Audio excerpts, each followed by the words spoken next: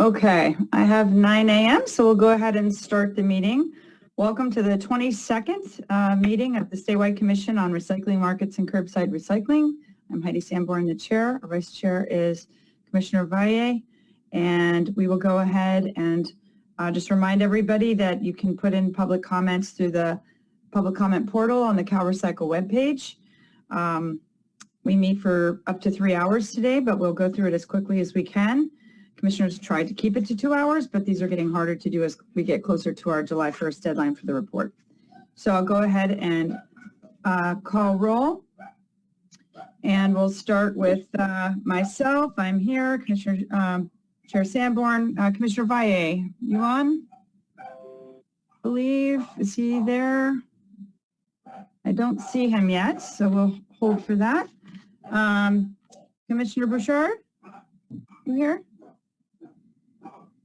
I do not see him. Okay, so we're missing Commissioner Bouchard. Commissioner Cadena? I'm here. Here, great, thank you. Commissioner Davis, I think I heard you. Yes. Great. Commissioner Dell? I believe you're on. Great. Commissioner Donlevy? Good morning, here. Good morning.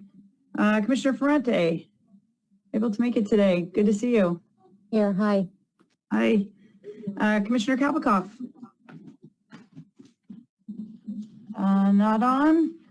Okay. Commissioner Lapis, I think I saw you. I'm here. And Commissioner Medrano, I believe you're I'm on. here. Commissioner Segura, I think I saw, yeah. Good morning. Good morning. And let's see, Commissioner Schneider. I'm here.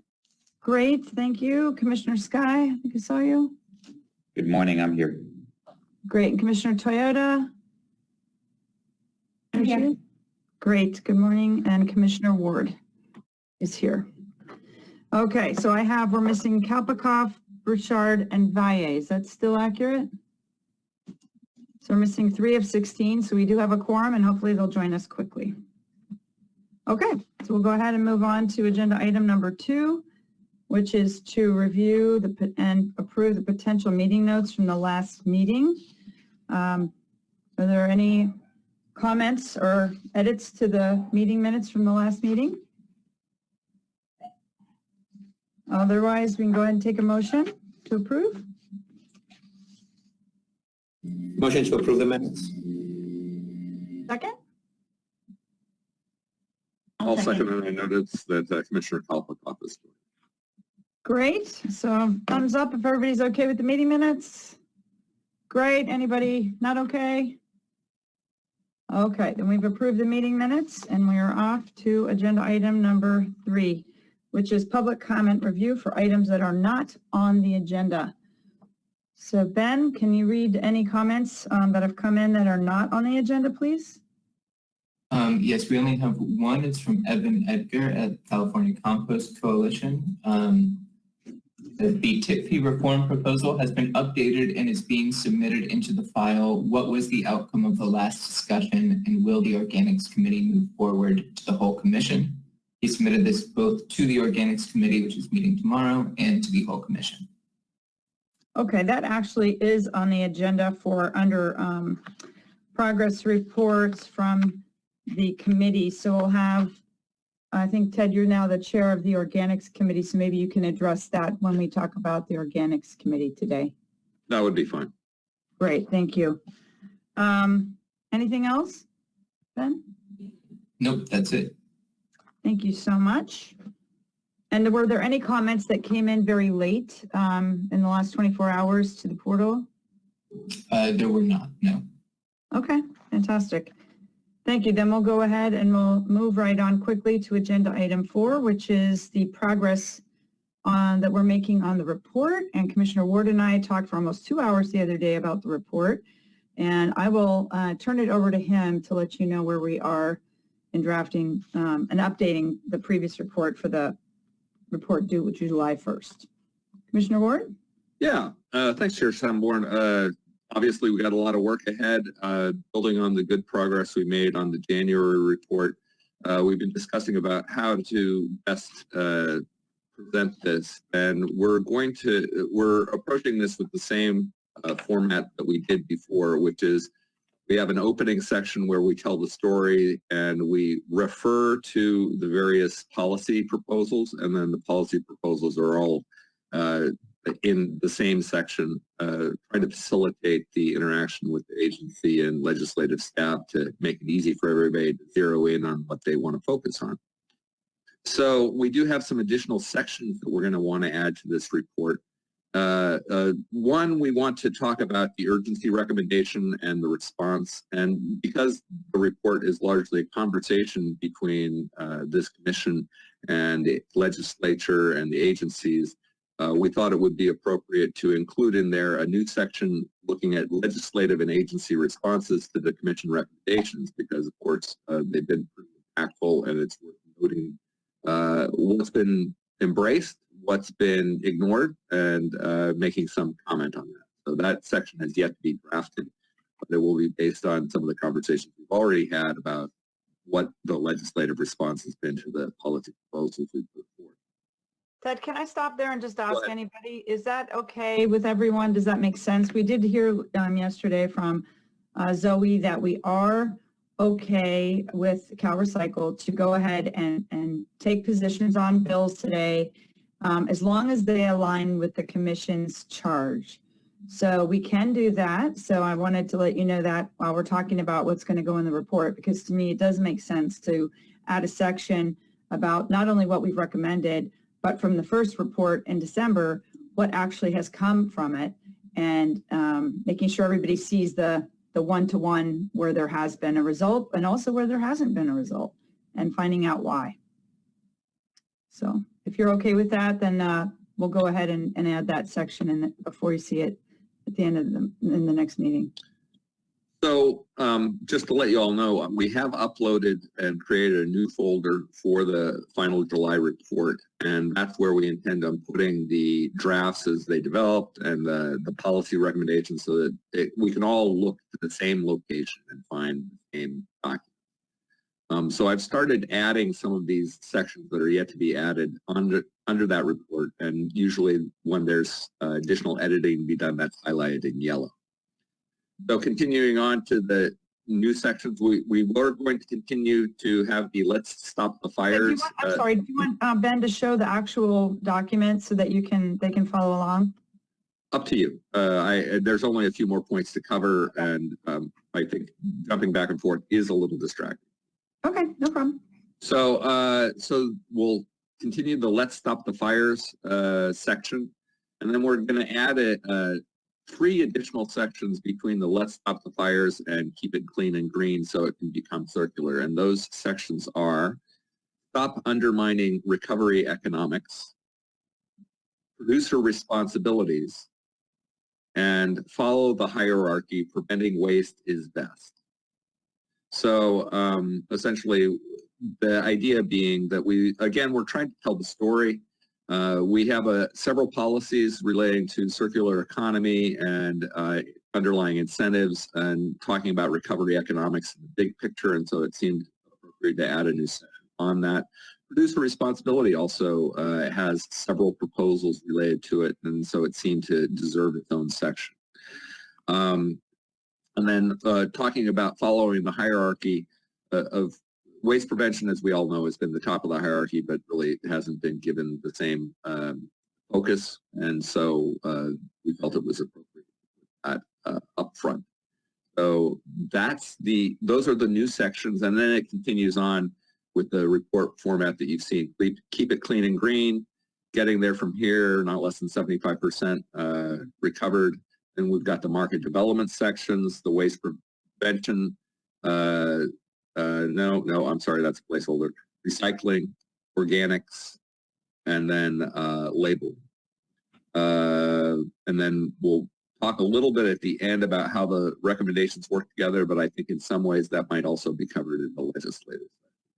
So this is intended to be a dynamic document, and of course we'll continue to edit as we have capacity. But recognizing that commissioners are all real busy and you all have important input to this, what we've asked Jordan to do for NSAC is to allow every commissioner commenting access all up to that entire folder. So any of the policy documents, the draft report, you can add comments to, and then those comments can be incorporated into the final edits. Because, you know, we all have busy schedules and you may be working at 11 o'clock at night. We want you to have 24/7 access to make comments when you're ready. So that's the overview of it. I have one other thing to cover, and that is looking at trying to sort these policy proposals. One of the things that becomes really clear, because we had 19 in the first round, and we've got an additional 15 or so in this round. And so it becomes fairly overwhelming to most people trying to read it and a little challenging to focus. And so there is the possibility that I'd like to throw out to the group about possibly combining several of these proposals into a consolidated proposal. The advantage of this being that if legislative staff is going to pick that up and develop into legislation, nothing gets dropped. And we can, especially for policies that haven't been picked up and they're in the same sort of line. So to me, policies that could potentially be combined include the initial proposal we had on extending producer responsibilities framework for household hazardous waste, which largely resulted in the SB 289 bill. And then we have the extended producer responsibility framework. It seems to me that those two might be able to be combined. Similarly, we have problem products, incentives and disincentives, correcting counterproductive incentives, and the precautionary principle. And all of those could potentially be combined.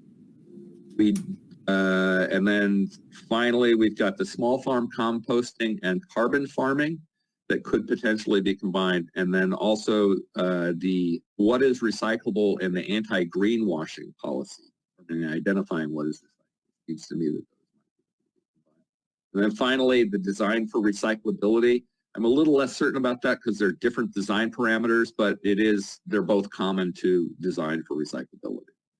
So those are areas for potential consolidation. I'd be very interested in feedback from the commissioners about whether or not there's appetite for doing that or one too many tasks.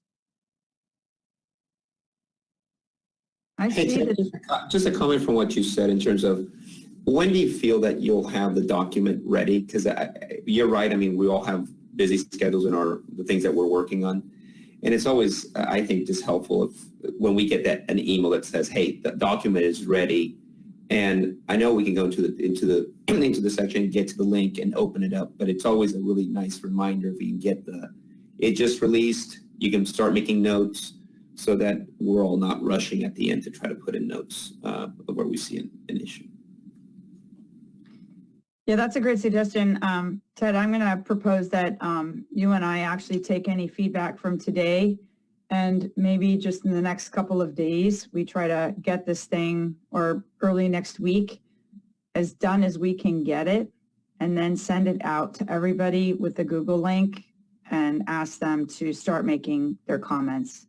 And if we can get them by next Friday, then we can have those all changed and have it re-uploaded with the most current version for the next meeting on the 19th.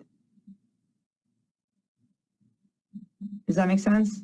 Would that be helpful?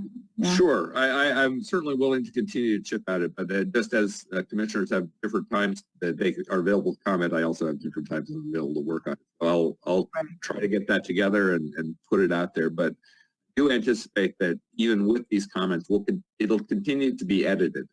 So, but I appreciate what Commissioner Oseguera suggests, and that when we get to a good point for comments, it's useful to send out a reminder to everyone.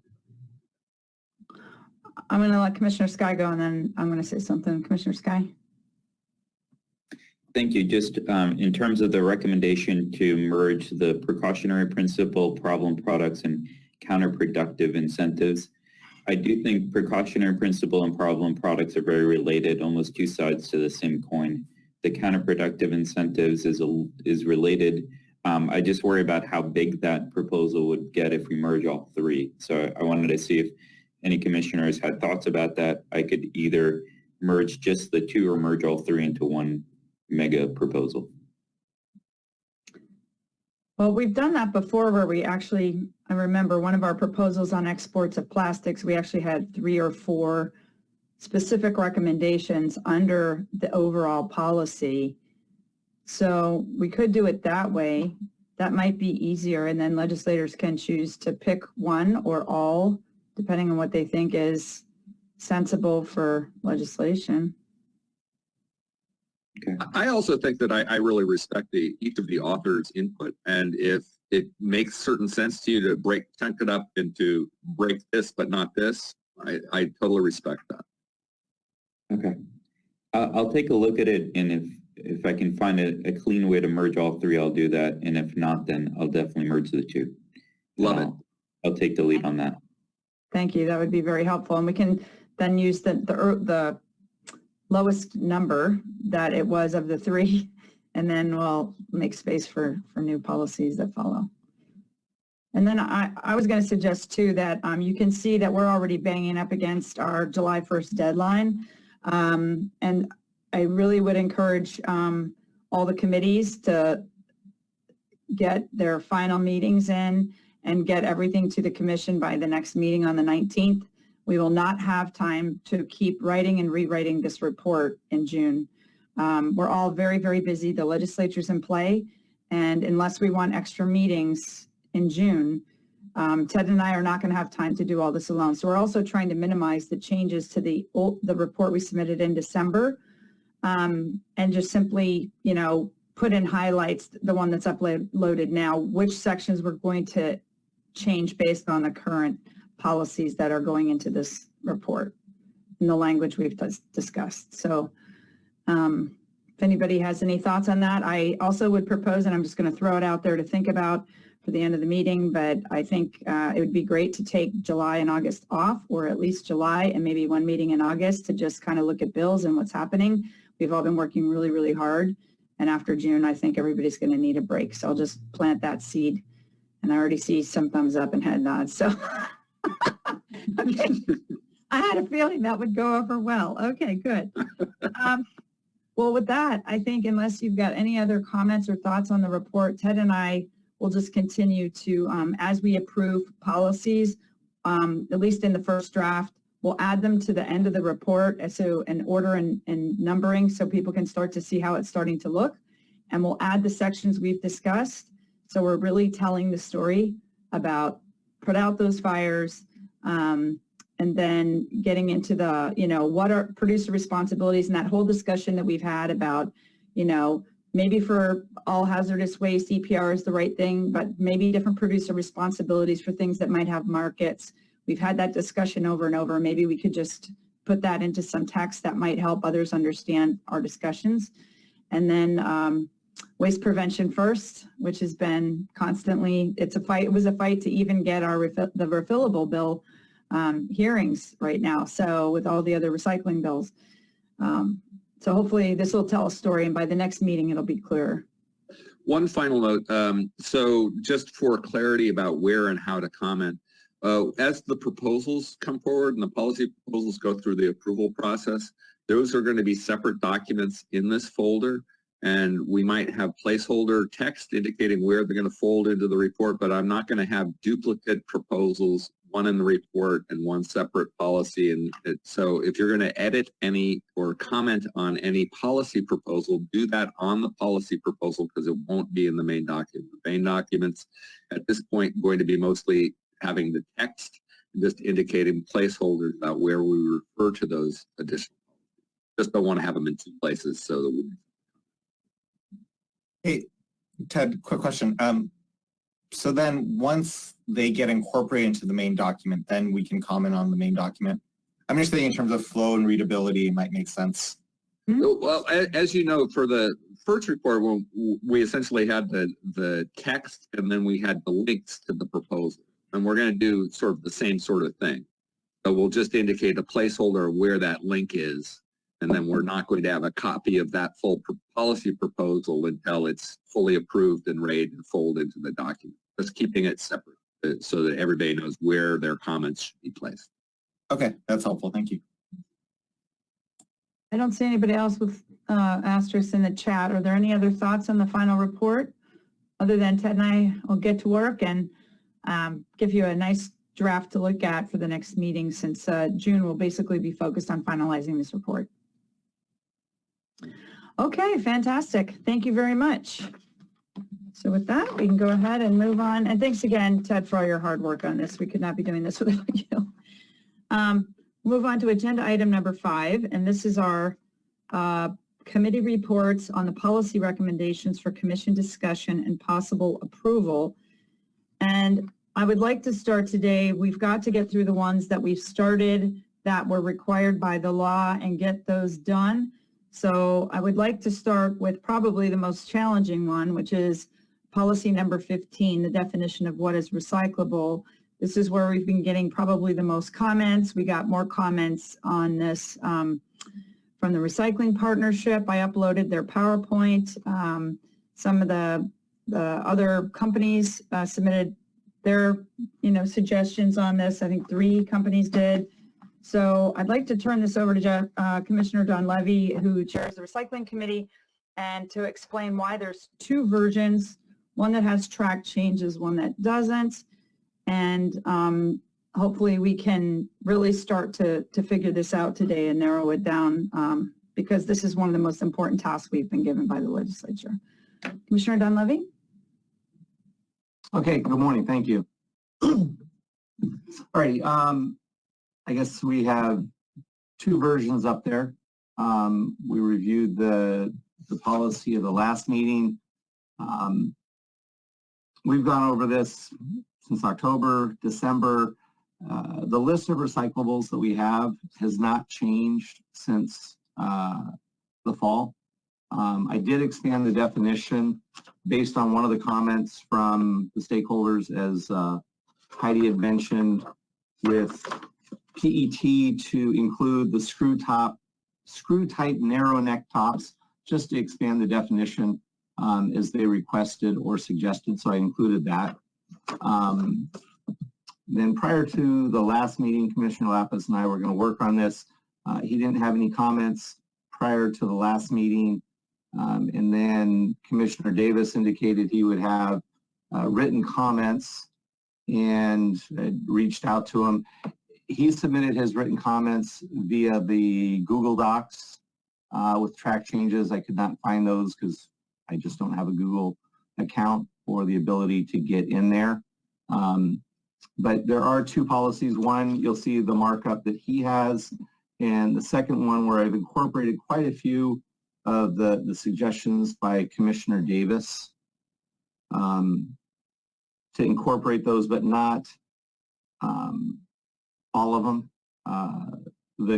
Commissioner Davis, extensive amount of suggestions, almost a complete rewrite of what we had. So I'm not sure how we move forward at this point between the 2 versions. So Chair Sanborn, I'd look to your lead, how we should discuss these 2 different versions at this point. Okay, so there's one that has track changes, and I believe those were Commissioner Davis's track changes, correct, Commissioner Davis? Yes. And then the one that is without track changes, it says it's both Commissioner Lapis and Don Levy, but really, Commissioner Lapis, you did not see this one before it was posted? I just want to make sure. I worked with John on the other one.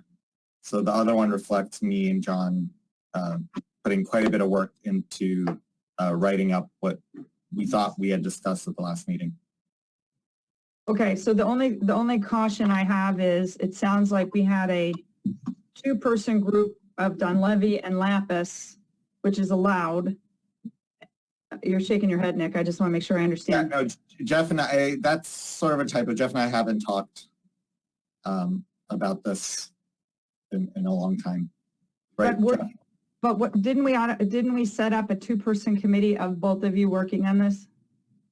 Very early on we did, but I think at the last meeting, John volunteered to take a stab at it, and I volunteered to help him or to work with him.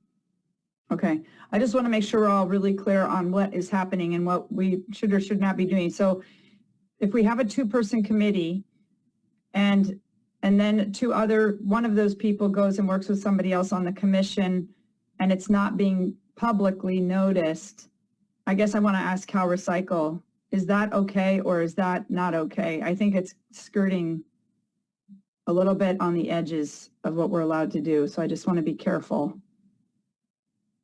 Is our Cal Recycle lawyer on or anybody from Cal Recycle? I can check in with people just to double check on that. Okay. And, Well, that's- and with that, I did not catch that Commissioner Lapis volunteered to work with Commissioner Davis on that. I thought Commissioner Davis was just going to submit Right, written that's what I thought comments. was going to happen. I thought Commissioner Davis, when you submitted your public comments on the Google Doc, that's transparent, everybody can see it. And then Commissioners Lapis and Don Levy would then take it from there. That was my understanding because that's, to me, the way I understand the Brown Act to work. So it is what it is for now. I just want to be very, very careful that when we talk in these groups about separating two people groups, we have to be very clear that we don't cross the lines. But here we are. So they're both transparent now. They're both published. And now we're trying to figure out how to merge these. So I guess I would like to hear if it would be helpful to the rest of the commissioners, from Commissioners Davis and Lapis, what you did in this track change version that did not get in this version that Commissioner Don Levy did, that you would like to see added and why. Maybe that would be helpful for everyone to be able to compare.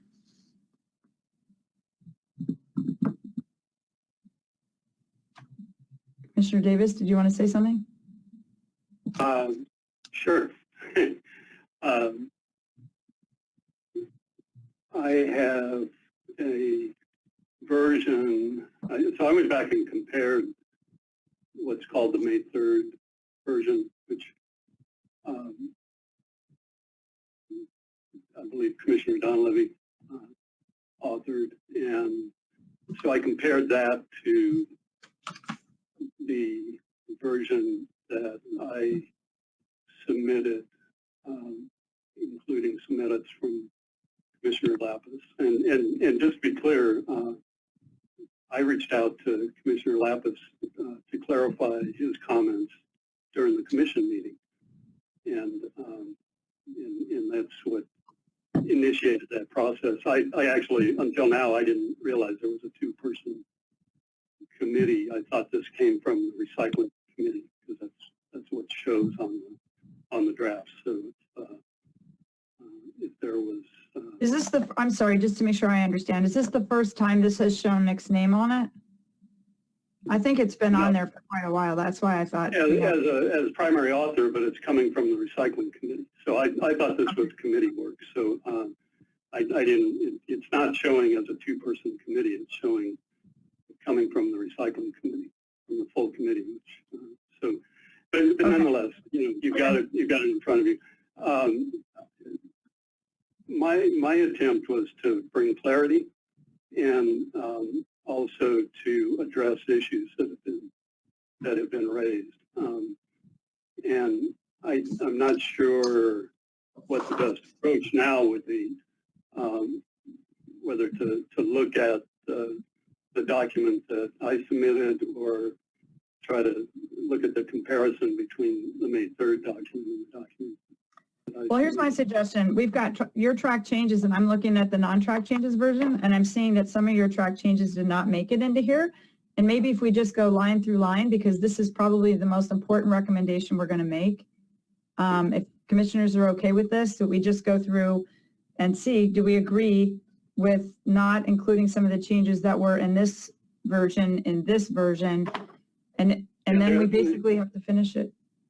Yeah, so the only way to do that would be to look at a comparison of the two documents. But I think if you'd like, I can turn through the version that has the track changes and is in the Google Drive, and that might be more beneficial to follow along with that. Would you like me to show my screen to do that? I think we should, and then we can all look at the version that's not track changes and go through line for line what did not get in here and make sure we either agree or disagree, and then we can basically be writing the final as we go. Yeah.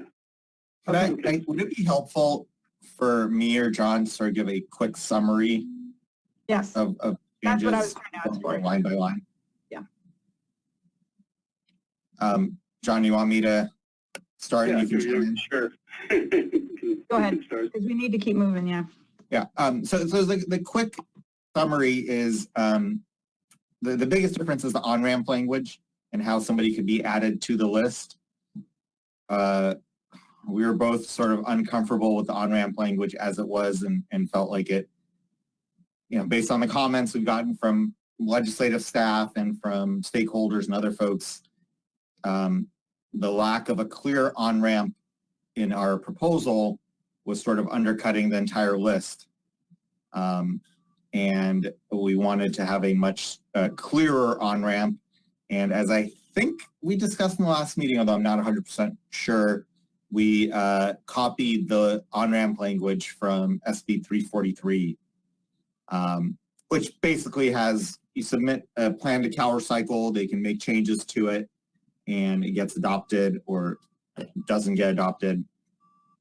So that was one main change we did. Another one that came up in the last meeting was changing authority for updating the list from the commission to CalRecycle. And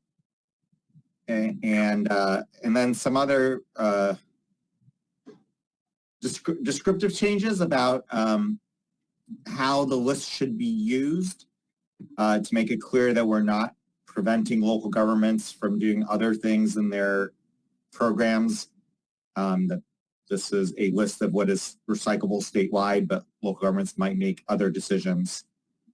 And then the last was some changes. I don't think we had necessarily discussed too much, but some changes in how RDRS is being cited, the AB 901 reporting, because based on the data we saw from 901, we weren't totally comfortable with it being relied on as exclusively as it was in the original proposal. John, does that about cover? And then some grammatical and editorial things. Yeah, there were some editorial that were important to me because I was trying to bring clarity to how we arrived at the list, and particularly items that are not on the list. And so I tried to get references to the Public Resources Code, for example. The language in the Public Resources Code is different from there are 6 items identified in the Public Resources Code. The committee and the commission is asked to approve 7 items. They're similar, but they're not the same. And the language wasn't clear to me. And one of those is very different because it goes from 60% in the Public Resources Code to 75% of the commission, and there was no explanation. There was just, it lacked clarity about how to get from 60 to 75, why we're doing that, why 75 is, and since the statute calls for 60. There were some terms in there, fact-based and environmentally sound. I think fact-based is used 7 times.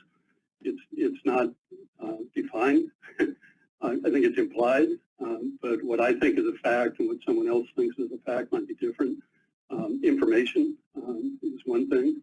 Data is something else. A fact, my attempt all along was to try to get my mind around what the committee was recommending to the commission, and if I wasn't able to duplicate that process to come to the same kind of conclusion, I thought it needed clarity. So a lot of what I tried to do in my comments were to try to bring some clarity and focus in on the final decision. I did not attempt to change the decision. I just attempted to explain the decision. What Nick mentioned, I think, that we attempted to add was language around the on-ramp is probably the biggest single issue. That pretty much is a great summary of, I think, what you were shooting for. So thank you for that. And I think Commissioner Adele had her hand up, so I want to give her a chance to speak. It's always that darn mute button. There you go. Right. So Commissioner Davis, who worked on it together, and we now have a clean version. And the process that you just outlined, that we look at the things that didn't get included and review it and come to a decision whether they should be included or not, we should start with the clean version. So this is a good process. But I do echo Commissioner Dunleavy's comments that this was a complete rewrite, actually. And this policy has been worked for many, many, many meetings. And now to just come in and do a rewrite of lots of it at the end, I don't think is appropriate. So Commissioner Dunleavy has carefully gone through the comments that were submitted and now has a clean version. So we should start with that. I would like to make a request that we no longer use the words "I'm comfortable with," just as if comfort is a fact-based, legitimate argument. If we're going to make constructive criticisms or find criticisms and policies, I think we should be specific on what it is that you don't approve of, you don't think is legitimate, but just comfort is a feeling, and we should be straightforward on that. The on-ramp, actually, in the proposal in these comments that was added, I think, actually is a secret side door for industry to just throw in a plan to Cal Recycle and say, oh, we've got a plan. And I totally object. We went really clearly to make a fact-based, and this should be fact-based, data-based, based on state-approved data, which we all agreed at the last meeting was a good source of data. It can get better, but it's a good source of data. And that we should have clear, transparent, how many MRFs are accepting, how many have contracts. There should be no secret side door for industry to get in and pressure Cal Recycle to add something to the diversion list. Because unfortunately, we do have this diversion goal in California, which is creating bad behavior. The latest data from the export data for March shows that California sent 3.8 million kilograms of plastic waste to Malaysia, including PVC, including a ton of mixed plastics, okay? And that, they've passed a Basel law that said we don't want it.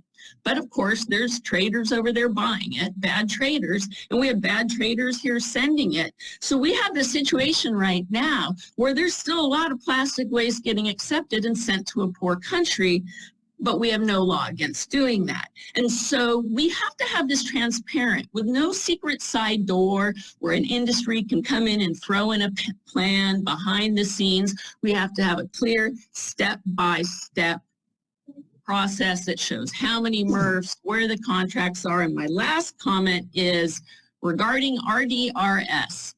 It's been mentioned several times that it wasn't intended for this purpose, but actually it turns out that it will be great for this purpose.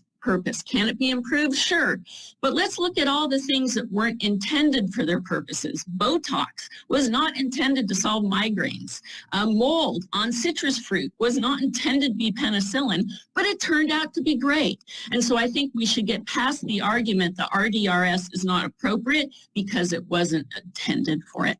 And so in closing, I'd like to support that we start with the clean version and go through, sure, take all 3 hours once again to discuss this and go through every suggestion and allow us all to have our input on what their suggestion is. Thank you. Okay, I don't see any other comments. And that's a different suggestion. I personally find it easier to follow track changes so I can understand what somebody was changing based on what we had the last time. And I see a couple of head nods. So unless there's others that oppose this idea, then I would prefer to look at this track changes and decide, you know, because I've got the clean one in front of me, which things didn't get added, and are we all okay with that? Because this is basically the final push to finish this very important recommendation. So I would like just to start reading this line for line and making sure we've got this right. So in this version, Chair Sanborn, is there a way to have the clean version and the marked up changes side by side? we can certainly try. Is that something you can do? This is John Davis's screen, correct? Yeah.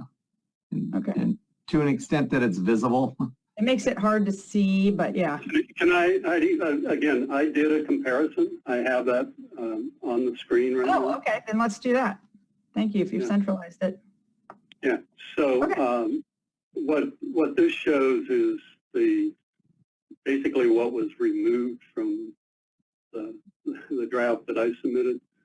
Okay, or so we'll just go changed from through the these draft then. that I submitted. So, for example, where on the purpose says to ensure the residential and commercial programs, I had deleted that because of the commercial, and in order not to focus solely on residential, it would have said recycling collection programs. But I'm not sure that commercial is within our purview, so I thought it would be better just to say recycling collection programs. The May 3rd version put commercial and recycling back in again. Well, I would say that that argument doesn't make sense to me because we're supposed to be achieving a 75% goal, whether it's residential or commercial. No, I was looking at the PRC, at the Public Resource Code, because the second sentence uses public resources code. So, Commissioner Davis, that goes to the committee work where we were focused on residential, and we expanded to commercial because most of that material goes through the same facilities. We avoided industrial or other collection programs because they have different. So that's why I chose, because there are commercial recycling materials that are not things like LDPE film that are very common and recycled commonly in commercial programs. So okay, that was one that I Okay, so we have to get an agreement on this. So I'm sorry, can I interrupt just for 1 second procedurally? So in the past, when we looked at documents on the screen, people have complained that the resolution gets even worse when it gets webcast, and so they can't read the text at all if it's not super big. John, if there's any way you could zoom in so we're looking at, like literally one paragraph on the screen, because otherwise people can't see. good point. Thank you. Sorry, I apologize. Yeah, and again, there's a lot of just You have to scroll up a editorial little changes. There are a lot of editorial changes that I thought made We're it going to have to read. stay really focused, John, on line by line, or else we're not going to get through this. Can you scroll up just a little bit, please, so we can see? Okay. Okay, we so the question now is on whether we delete or keep residential and commercial. And Chair Donlevy is saying he doesn't want it in there because or he does want No, it in there because, he wants it in. He wants it in. I thought recycling collection program was sufficient because I'm not clear on commercial. he also said that it was because the committee actually wanted it in. Is that correct? I wasn't I attempted to be on the committee, but I wasn't. So I don't know what. I'd like Commissioner I Donlevy think answer it's the up to the question. commission. Commissioner Donlevy? Yes, I mean, going back to, it was probably August of last year, the recycling committee, we had agreed to focus on residential and the commercial component of material that goes through the same facilities. So that's why that was included in there.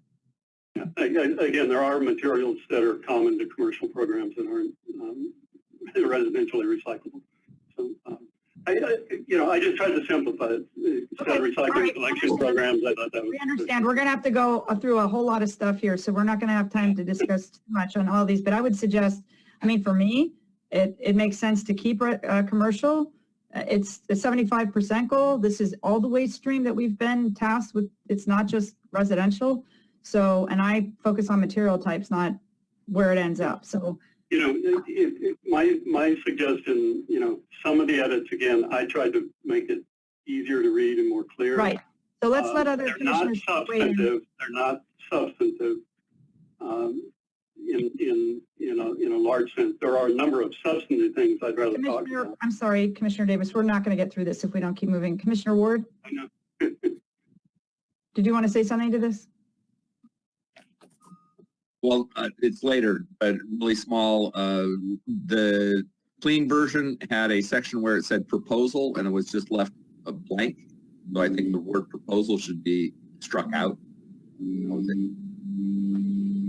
because it Okay, needs to be that's clear okay. what the proposal is, and there shouldn't be a blank after that part. Okay, are there any other comments on this particular words, whether we keep or lose residential and commercial? Commissioner Osigura.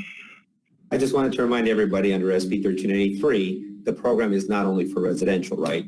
The card systems and the container systems and the color coding are for residential, commercial, multifamily. And so, yes, it should encompass both, all those things, because the program across the state is going to encompass all those things. So there has to be, clean materials and recyclable materials in whether it's residential, commercial, or multifamily. They should be identified. Okay, so thanks. You want it in, and then Commissioner Lapis, is it about this? Yeah, I don't feel very strongly, but I don't think we should be including commercial in this specific one, even though our overall charge as a commission is to look at commercial waste as well. This recommendation is about what is recyclable in people's home bins, not what is recyclable somehow, some other way. It's to make it easier for people to know what can go in the bin. I think it sort of creates a mixed message when you have things like film plastics that can be recycled outside of curbside, if we communicate to the public that those are recyclable. But I don't think people are going to read too much into it, so I don't feel very strongly. Well, I think the people that would read into it would be the people that want to put a recycling label and say, oh, it's a commercial product. Yeah, So that's my it looks only like you're thought. providing wiggle room to allow people to interpret, oh, it's a commercial product. Let's just put a recycling symbol on it. And then it ends up in a commercial or a residential bin that causes contamination. I mean, it seems like a lot of the rewrite that was done by Nick or Commissioner Lapis and Commissioner Davis is really going to delay this entire process from us achieving our goal of identifying what's recyclable. And again, Okay, the well, list we're has not gonna been rehash agreed it. upon since the fall. And Right. it's the process and the policy that's been continued to be delayed. We do have a fact-based approach, and to bring in the feelings and the plans, it just opens up wiggle room to enable people to try and interpret it. So we'll keep going on this, but this is going to take several hours, I think. Commissioner Schneider, is it about this specific residential and commercial? Yes. Thank you. Some, just for clarification, some commercial is picked up using the same truck, the same route as residential. So I assume for small commercial like that, they are going to fall under the residential program. And really the commercial that you're talking about are commercial routes that might still use a cart, but have a different program, different collection route. Okay, well, unless anybody has I'm hearing more people leaning towards keeping it in residential and commercial than removing it. Unless anybody objects to that, because we are a consensus-based group, I want to proceed to the next item if that's okay. So we're going to leave in commercial and residential. That's what Commissioner Donlevy had in his version. Okay, so the next line was removing only. If you move up, oh, you've compared them, so, okay. So this is, Again, they're just editorial changes. It's not a total rewrite. I was So just trying are to make it easier to read. So. all right, Jeff, are you okay with these and the and have sort of edits? Yeah, I think I've included a lot of the wordsmithing. Okay, so let's look at the big ones then. Let's look at the big ones. So the recommendation is to have the state of California identify a standard acceptance list for California residential and commercial collection. This acceptance list would identify and allow that products that... Again, Heidi, just to be clear, you're reading what Jeff put back in. What's stricken out is what I had submitted. So the comparison is between... Well, let's think big picture then. Let me try to shortcut this. Because It's editorial. Go ahead. Clarity stuff. we're never going to get there if we don't just, yeah. We're not. I'd like to focus on some bigger issues. Well, I'm trying to focus on the big one, which is the commission or CalRecycle responsible for deciding this list. That's a very big decision. And Yeah, we and, have, and it's not addressed on this paragraph. This is the introductory paragraph.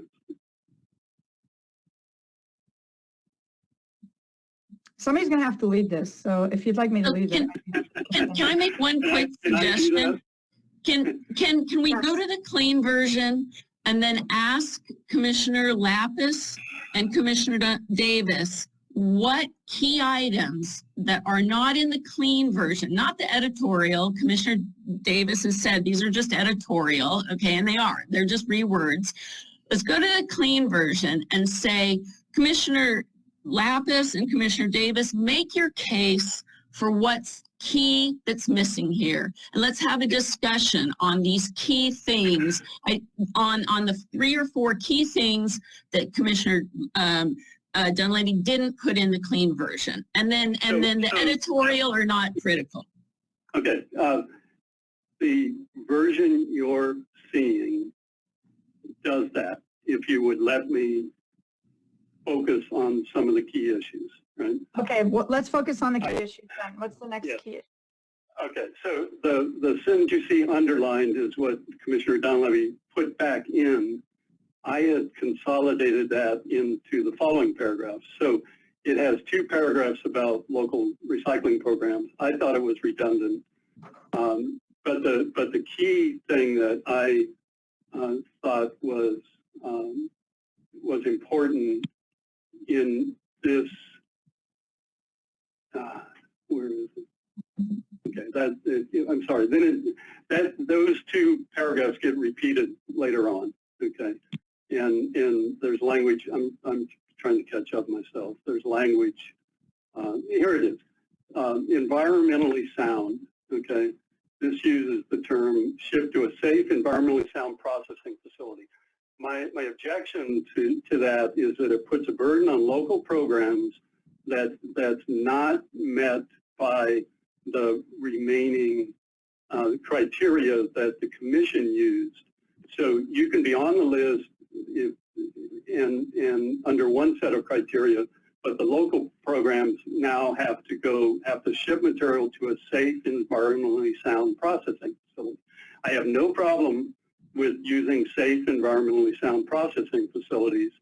I have a problem where the local program criteria are more burdensome than the criteria used for the statewide list. So I didn't think that was a burden, asking local operations or local programs to use safe and environmentally sound processing facilities. It's not, you're twisting it, okay? It's a burden that you're placing on local programs that is not met by the materials that are on the statewide list. The statewide list says nothing about having materials shipped to a safe, environmentally sound processing facility. That was my objection.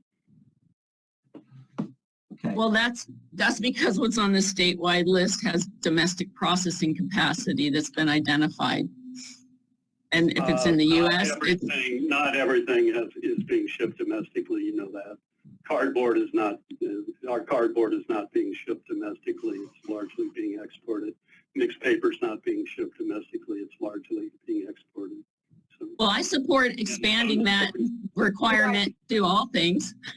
I'm going to require everybody to put your comments in the chat because we're going to start talking over each other. And I understand this is very important and people have a lot of strong feelings. So let's just try and you know, I'll be glad to keep doing this. The other option would be to let Commissioner Dunleavy and I meet and go over the suggestions and see if he and I can come up with a version that's closer. There's a long list of stuff in here that is Okay. Well, you know, Commissioner Davis, that's just another attempt at delaying this. I tried reaching out to you to engage in that conversation, and you just forwarded me to the Google Docs. So your request to meet again just appears to delay approving something. I will be glad to respond to the chair if yeah, we have to do it. Yeah. I did not want to violate Bagley-Keene. Yeah, we have a Bagley-Keene. Yeah. I was not going to violate Bagley-Keene by Okay. engaging. I'm going to move on to Mr. Lapis and then Mr. Osagura and Commissioner Toyota and let them get some comments in. Two quick comments. I think what John is trying to do is, if in the context of this specific recommendation, we have other recommendations about not exporting things that are problematic, et cetera. This specific recommendation is what is recyclable, and that's based on the criteria, and I think he's trying to align it with the criteria in the law.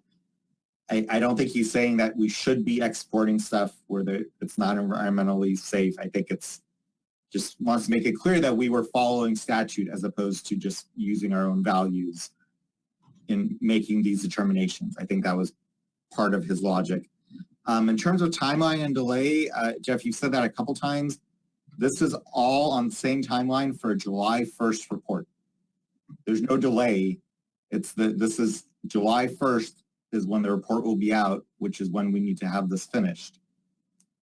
There's no intent to delay it. It's actually. Okay.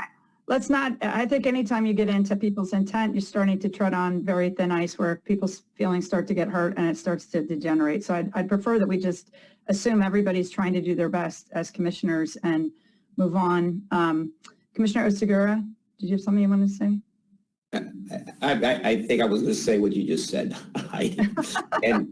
And really, when we work on a piece of a document with this importance, you know, obviously we all care, as you mentioned, not to rewrite everything from a lot of work that's been produced, right?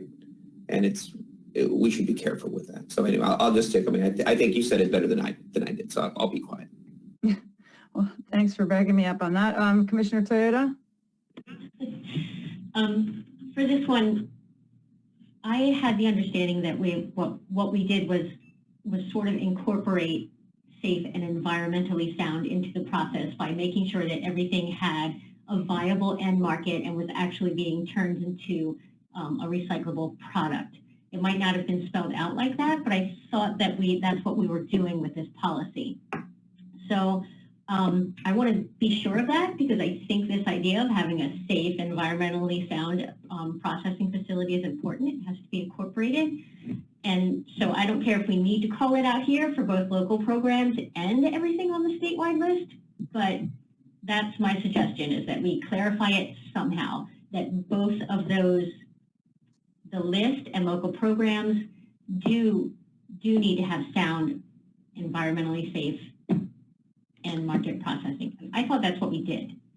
Okay, I'm going to make a suggestion because I think that the high level things that were brought up by Commissioner Lapis about what were being addressed in the changes, there's a couple of very big points that if we don't agree on, this is not going to get a consensus vote. So I guess I'd just like to go through those to see if there's any other feedback from commissioners on those high level items. One of them being the commission versus Cal Recycle, I think was the first one, correct, Commissioner Lapis?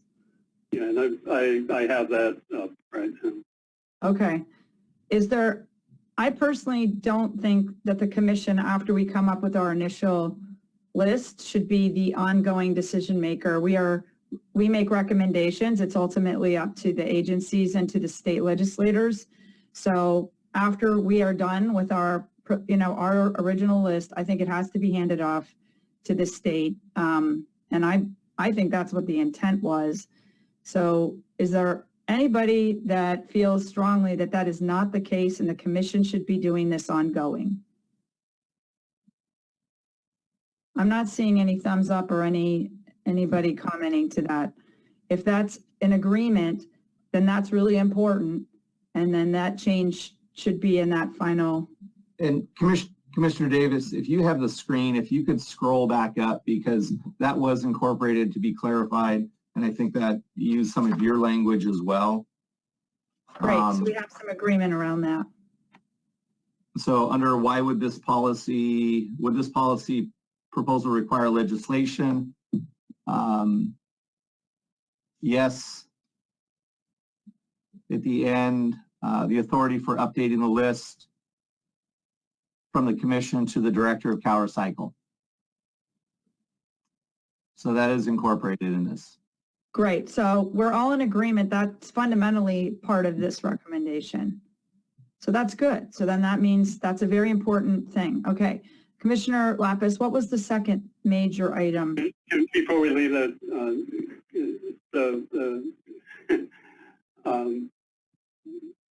yeah, so there's also language in here on the existing regulatory basis. And I just wanted to, because we talked about this earlier, sorry. I did include cite to the PRC section, and it talks about our role is what's regularly collected in curbside recycling programs, and that's that was the language I was looking for. That back on that discussion about commercials. So, Nick, I think the other one you mentioned there was RDRS and then the on-ramp for the other two. Commissioner Osagura asked to speak. Would you like to say something? I mean, yeah, it's just my understanding comes so we can get to consensus, right? We discussed right now the commission coming up with the initial list and then moving it to CalRecycle. I think everybody agrees with that. You know, for me, what's also important was that there was an on-ramp, right? There's been a discussion that the on-ramp is going to be managed by CalRecycle folks petitioning to get items on that on-ramp. So I agree with that. Where I want to make sure that we're very careful is we don't go back to 70 items, and being facetious here, but 70, 100 items in a blue container. Because language that says, I mean, some of the language there says are encouraged to. Well, here we go again, you know, to 70 and 100 list of items in there. So I just want to make sure that the commission is saying the commission looks at a list, determines what the original list is, goes to CalRecycle. There's an on-ramp period, an on-ramp process of getting materials there that's going to be managed by CalRecycle. But the list is going to be the list, and that list is not going to be 70 to 100 items. I just want to make sure that that doesn't get lost.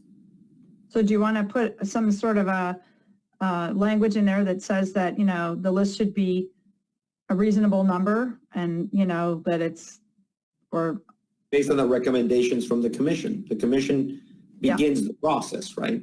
That's what it would be, the list.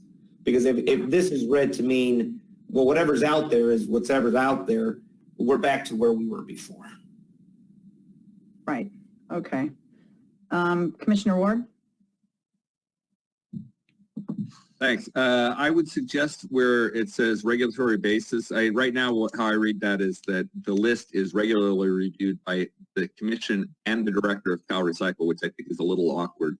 Because my preference would be that the commission set the criteria and the basis for adding or removing things from the list, and then CalRecycle is essentially the referee.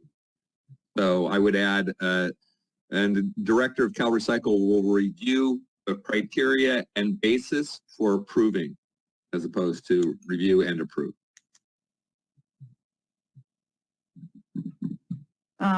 Commissioner Davis, does that make sense? Well, let me go up.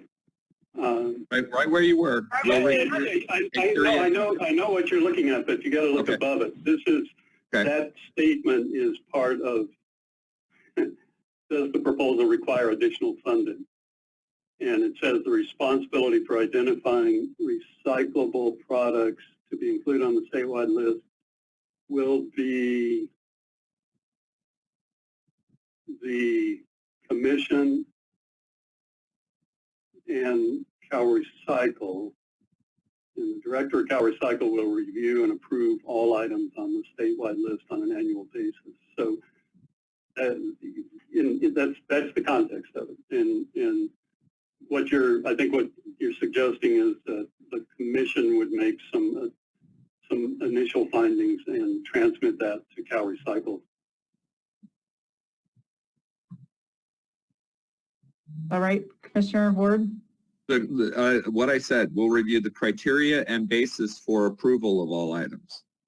Yeah, my change would have said CalRecycle will be charged with maintaining the list and would require one-time and ongoing costs. So do you two agree or no?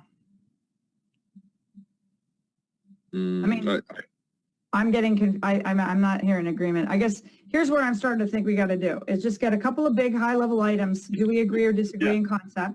And then we're going to have to do a subcommittee just on this item. We are not getting through this quickly enough, and we've got to get it done and quickly, because it's got to be in the July 1 report. Yeah, I think the intent, I understand the intent. I was just getting down in the weeds again. Commissioner Dunleavy, did you have something to say?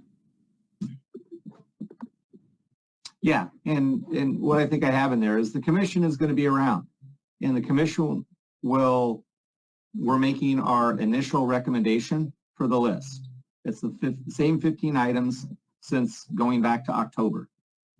And then we would use the information through RDRS, and I expanded that, or other information available that's data-driven to identify lists or identify products that could get onto the list. So we would, as a commission, be the one reviewing it, but ultimately it would be the director of Cal Recycle that approves the final items to go on the list in the future. Specifically, anything that is conditional acceptance, because that was a recommendation by Commissioner Lapis. I think it provides a clear pathway for producers to get their items onto the list. So if they want to have conditional acceptance, they're going to have to reach out to facilities and identify 60% of the facilities or 45 facilities that are actually separating their product.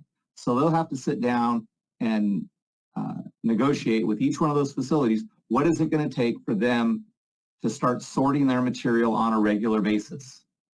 And then once they've achieved that, they can come to the commission, let us know these 45 facilities are doing it. They're reporting in the RDRS system. We have evidence that they're actually sorting and selling this material to our facilities.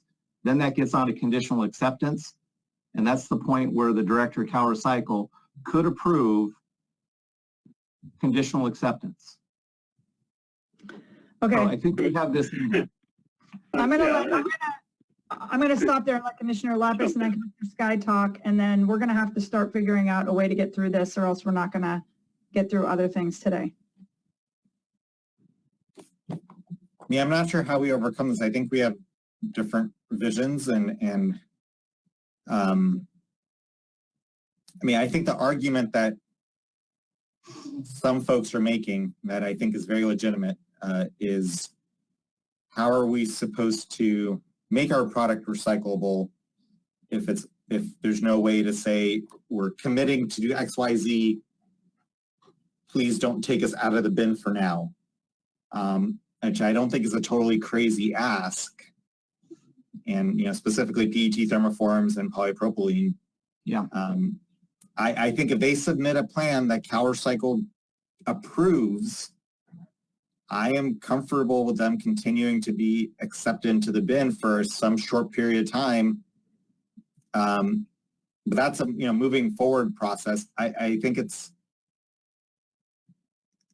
the lack of an ability for growth in this list, a realistic ability for growth in this list, is undercutting our credibility for having the 15 items. I think that having 15 items is credible if we have a clear pathway for manufacturers to be added. Yeah, Commissioner Sky? Just going back to something I think it was Commissioner Asagura said related to the on-ramp. If the on-ramp allows 70 products to be added because they're all actually being recycled, that is the process. So I completely agree with Commissioner Lapis.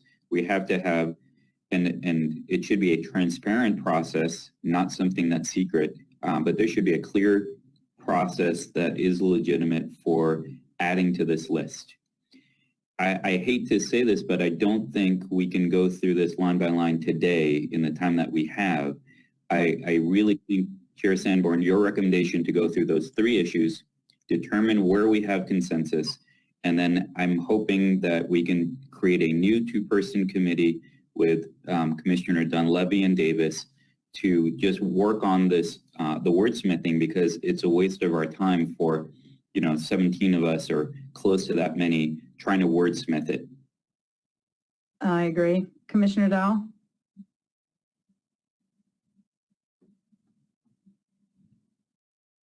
we have made it transparent. We have made it transparent on-ramp. It is transparent. It's been 3 years. It's been more than 3 years since China soared, when China said we don't want mixed 3 through 7s. And there's been zero investment in 3 through 7s in California, zero. There has been plenty of time. We have been told for decades, leave it in the bin, leave it in the bin, be good girls and boys, collect enough, and then we'll build a processing facility. It hasn't happened. This will drive investment, jobs in California to get collection, paying MRFs for all those things, and actually processing facilities in California. So I'm sorry, but the argument that we need to leave it in the bin in order to have it be recycled, 1970 called and wants their argument back. I think we should go through these 3 issues and actually look at them. And I think we've decided on one, maybe not, but the key one is the on-ramp. We've lined it out, fact-based, transparent, how many MRFs are taking it. Let's look at the data. And no secret side door. No secret side door in. So let's look at the criteria that we have of the on-ramp and debate that. What is wrong with that criteria? Why is it not acceptable? All right, we're going to get straight to the on and off ramp, and then we're going to figure out how we're going to take this offline and have people wordsmith this and come to some agreement so we can get consensus at the next meeting. So, just one last thing. We have been wordsmithing this for 10 months. The Recycling Committee has been working on it. Commissioner Dunleavy has been working on it. And it is the 11th hour that all these changes are coming in. And I don't think that that's legitimate. It's totally legitimate. Can I speak to that? Can I speak to that? Okay. Hang on a second. It's totally legitimate for any commissioner to have an opinion late in the game. We are still not too late, and we have to get consensus. And everybody, I'm sorry if you don't like that it came late, but it's not super late. We can still get it in, and we can still, that's why I took this up first, because it's the most important thing we're asked to do, and we've got to do it. So this policy was presented at our last meeting. Commissioner Davis, last meeting. order, please. I'm sorry, but we've got to keep order. And Commissioner Dunleavy, I'm going to hold on yours for just a minute. We've heard a lot from you already on this, and rightfully so. This is yours. But I'd like to get to this issue of the on-ramp. This has been the key issue, the on-ramp and the off-ramp.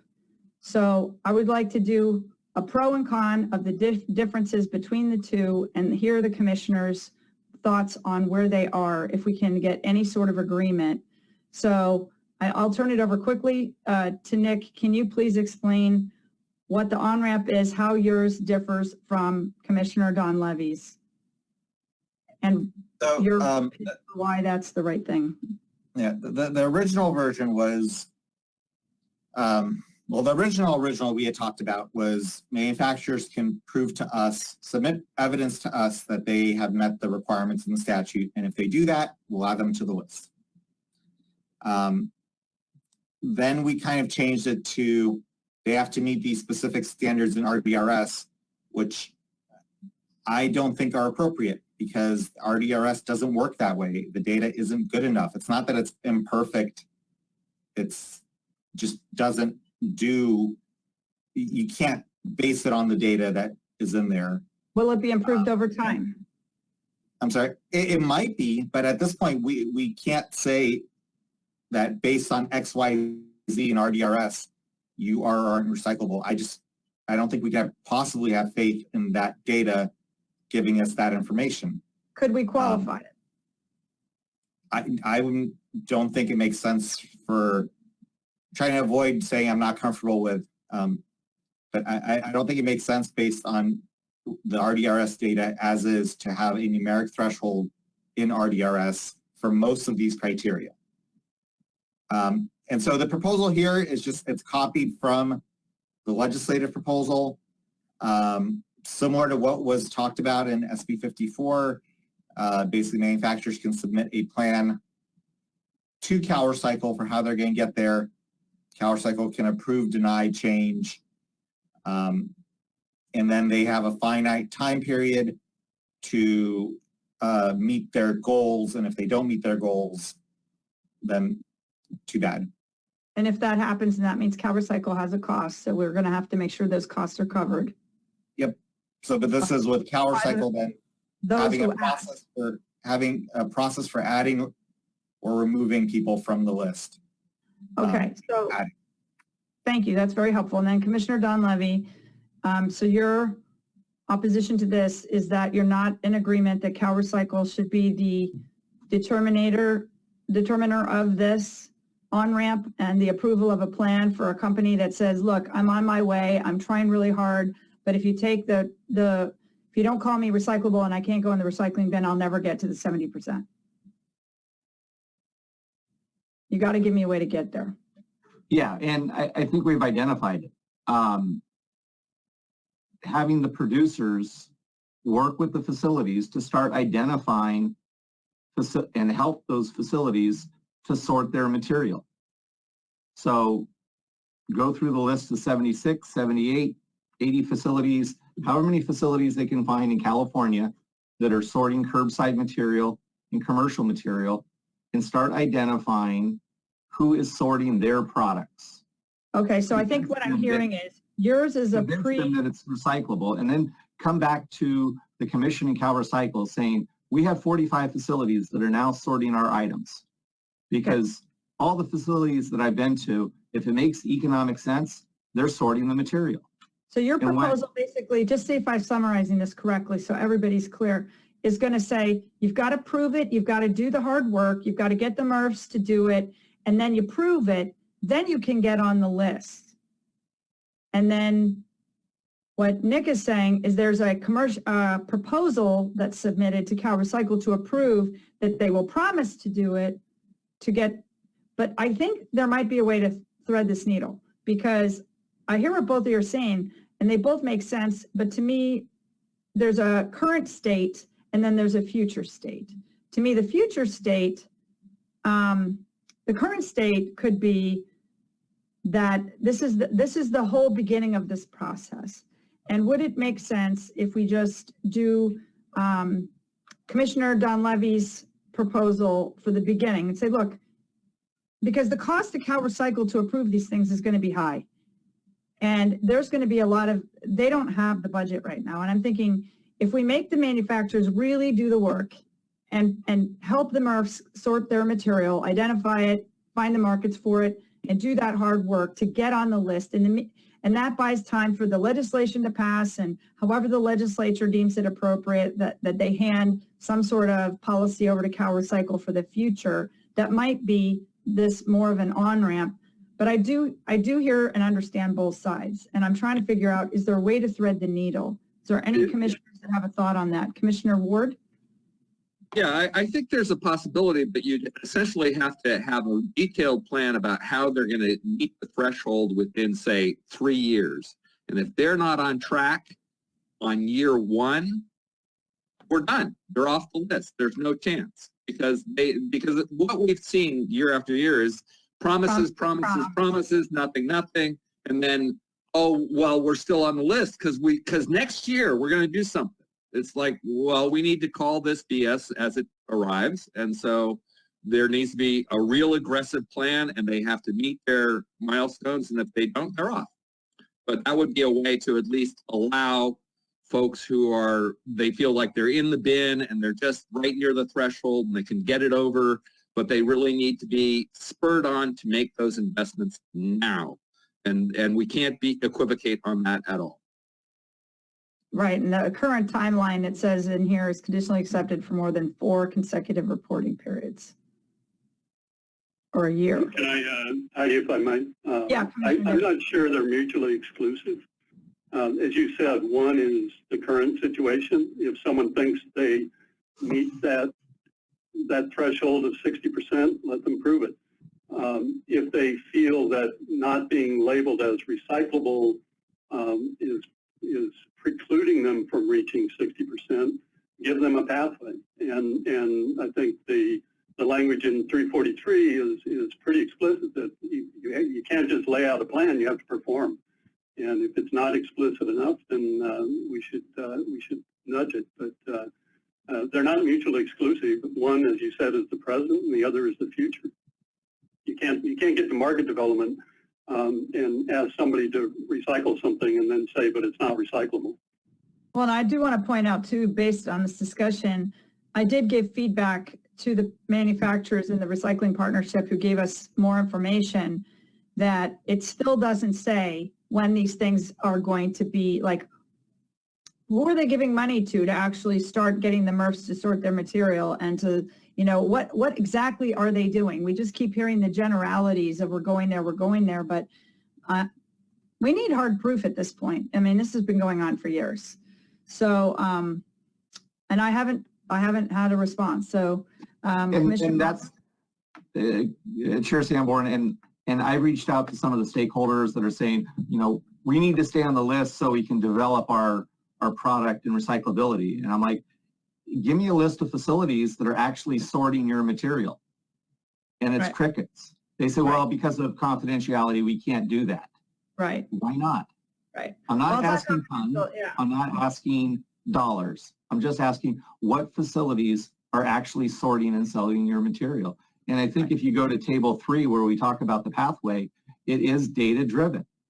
And this is putting the pressure on the producers to start reaching out to the processing facilities and finding out what it's going to take for them to sort their products and have them participate in whether it's CapEx costs or guaranteeing payment for the material that pays for the facilities to do it. Because any curbside facility, if it makes financial sense, they're going to sort that item.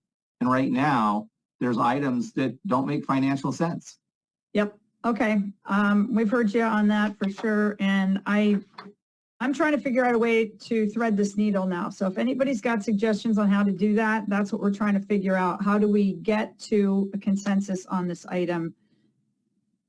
Again, they're not mutually exclusive, so why not have both?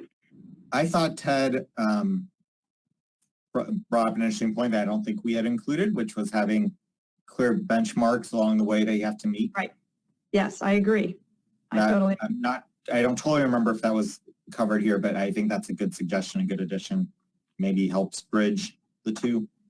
And I would specify annual benchmarks, because if they miss any one of those annual, we need to be really clear. If we have an on-ramp for, we're giving this accommodation, you're already in the recycling bin, you don't meet the criteria, we would kick you out, but you have this plan and you're making these promises.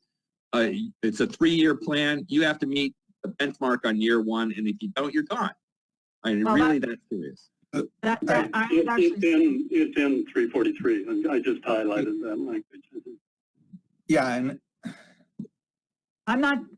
I'll just say, I don't think annual is enough. And when they've gone on this many years, I would like to see quarterly meetings with CalRecycle and these people to make sure they're on track to meet these goals. A whole year goes by, a whole lot of nothing can happen. I'm fine with that. Are we taking comments in order? Because Commissioner Lapis and Davis have had quite a few comments while I've been waiting. I totally agree, and I'm actually at the point where I'm about ready to start asking everybody who hasn't commented, because this is very, very important that we understand where everybody's at on this. So I'll let Commissioner Dell, Don Levy, and then we'll go through the whole list of everybody and give everybody a chance before we wrap this up and come up with a plan.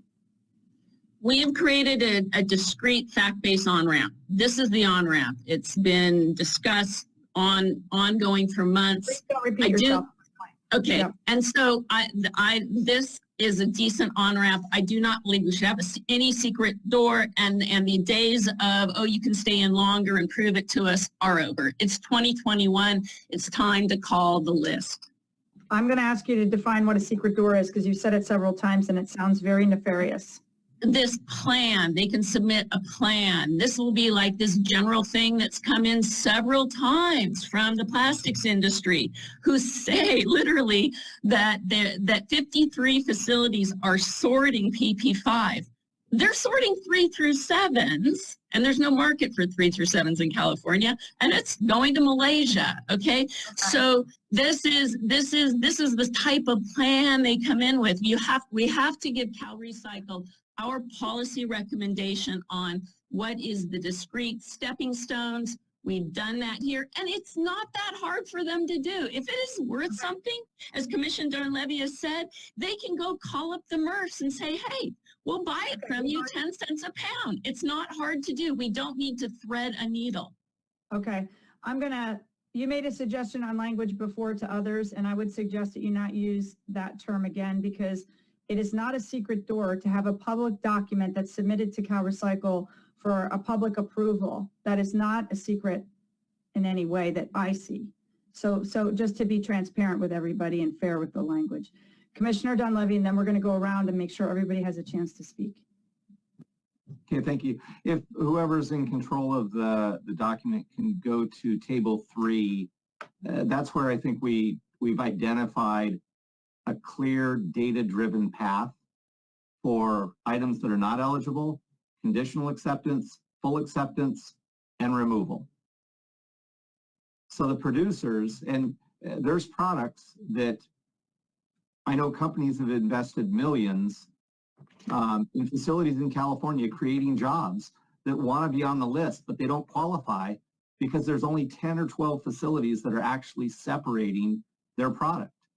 But they've made this huge investment. I don't want to kneecap anybody, but the producers of those products, not the reclaimers of those products, those are the ones that are at greatest risk. But the producers that are selling and making money off these products, they're the ones that need to go to the sorting facilities and incentivize them to start separating their material because they're making the money. The people that made the investment on the back end to reclaim, they have a huge risk.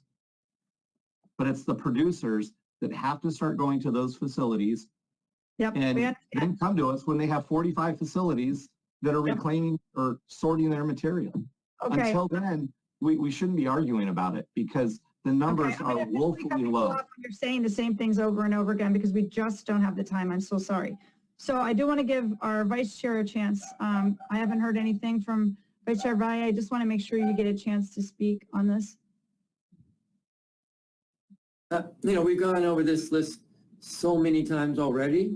The Recycling Committee has visited this item several times. I think that we need to move forward and we don't have to bargain or battle about small things. The bigger picture now is that our recycling, sorry, I'm being distracted to my right, but the ability of people to recycle at home and know that their material is being recycled. The Basel Convention, that hasn't been officially adopted as a state law or something that we're going to do. So we're still in the fundamentally early stages of this commission. Let's keep in mind again that July is the deadline. There is more time. Our committees, if necessary, should meet more often. Recycling Committee has not met in a month and a half. And we could have covered a lot of this stuff during those committee meetings and saved the entire commission a lot of time. Thank you. Commissioner Bouchard, did you want to say anything to this item? I'm just going around to make sure everybody has a chance to speak. I agree with Commissioner Valle almost 100% with what he said. I think we need to move forward. We've talked about this quite a bit. I also agree with the more frequent meetings in the Recycling Committee. Okay, thank you very much. And Commissioner Cadena, did you want to speak to this? Just reiterating what Commissioner Dunleavy said, it's already there. We just have to maybe meet again and have the correct language. I think it's just the way it's written out that there's just little parts that we're not agreeing with. We just need to get it solid and get it done. Okay, and just so you know, it was a little bit hard to hear you. I don't know why, but I did get it. Let's see, who else hasn't spoken? Commissioner Ferrante.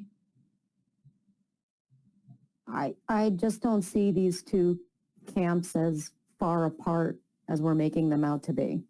I agree that neither one of these policies these policies are not mutually exclusive. I think there is a way to bring them together. I don't fully understand why we're spending so much time arguing over this.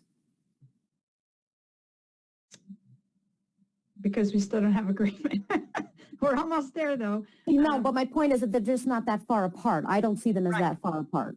I agree. I totally agree. I think we can absolutely do this. Commissioner Medrano, did you want to say anything? Just drilling down on some of the items that we were discussing is that the review should happen, I think, quarterly, not annually. And then we need to ask CalRecycle to give us more of or once this is developed, what is their cost to review and have their responsibility to on-ramp some of these materials as part of the list. That's all. So we could make that an official request to CalRecycle, because we will not get an answer unless we make it an official request of the commission. And I actually think that's a really good question, because if we're asking them to be, to do ongoing work and the producers to pay for that, what approximately would that cost? Because that does, that makes it a legislative issue. But before, it looks like everybody else has spoken. So what I'm hearing is everybody wants to wrap this up. We're not that far apart. The question is, how do we actually do it and get one document for us to approve on the 19th? I'm thinking that we need more, and I also heard that the recycling committee is not meeting enough, and that's part of the reason we got to this place. So I would suggest that the committee request enough meetings that you guys feel that you're getting, and talk to your chair, Commissioner Donlevy, about the number of meetings you want to have to make sure these discussions get done at the committee level before it gets escalated up to the commission level. Because I do think that there's a way to thread this needle.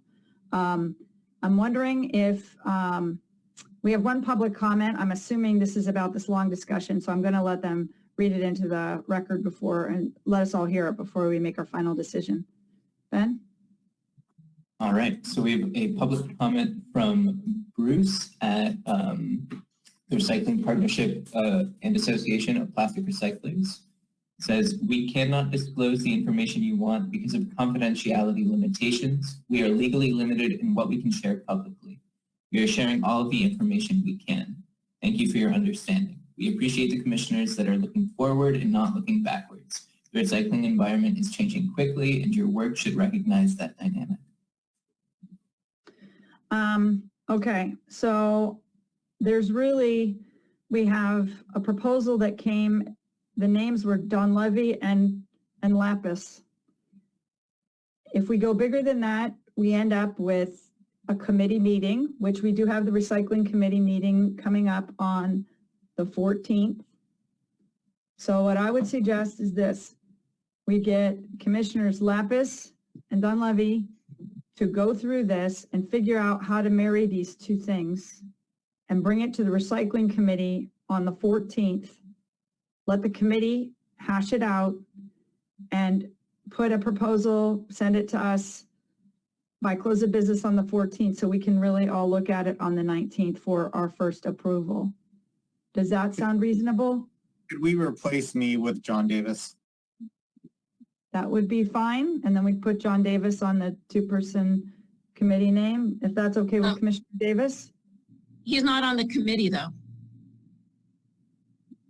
Well, we would be can't changing. talk about this on the 14th because it's not posted.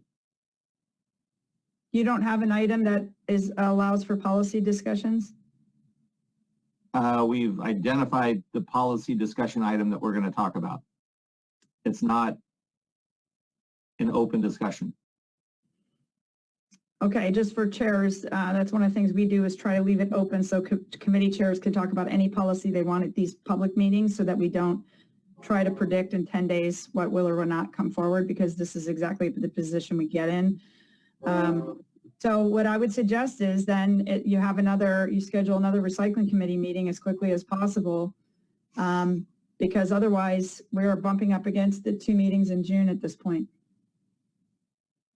Under most public meetings, there's a way to add an urgency item to agendas based on this arose subsequent to the posting of the agenda and requires action before the next meeting. And it seems to me that this commission discussion would meet those criteria.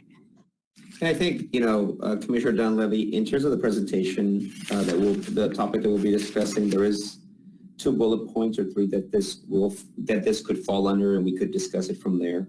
There's one that one bullet point about functioning markets for sorted materials, and so this would fit nicely there. We could discuss it under products produced with an emphasis on recyclability. Once again, materials that are recyclable. And we also have a bullet point that we will be discussing ensure recyclability and compostability of products that are created with clear recycling labeling, so we can discuss it at that point as well. I think we could, because we've said this, we're going to be talking about these topics, this could fit there for us to discuss. Okay, if it's allowed, let's move forward. Okay. So we can fit it there, Chairperson. Thank you for looking that up. Really appreciate it. So we had an original two-person committee to work on this, and now we're officially, as a board, as a commission, changing that two-person committee. So it's now going to be not Lapis, but Davis and Don Levy, correct? Everybody's okay with that, and that's public? Okay, thumbs up. So we now have an official two-person. And wait, on that, I thought we were going to discuss it at the recycling committee. Well, and then what's the subcommittee with myself and because Commissioner we Davis? have a lot, you will not be able to get through this whole thing at a committee meeting.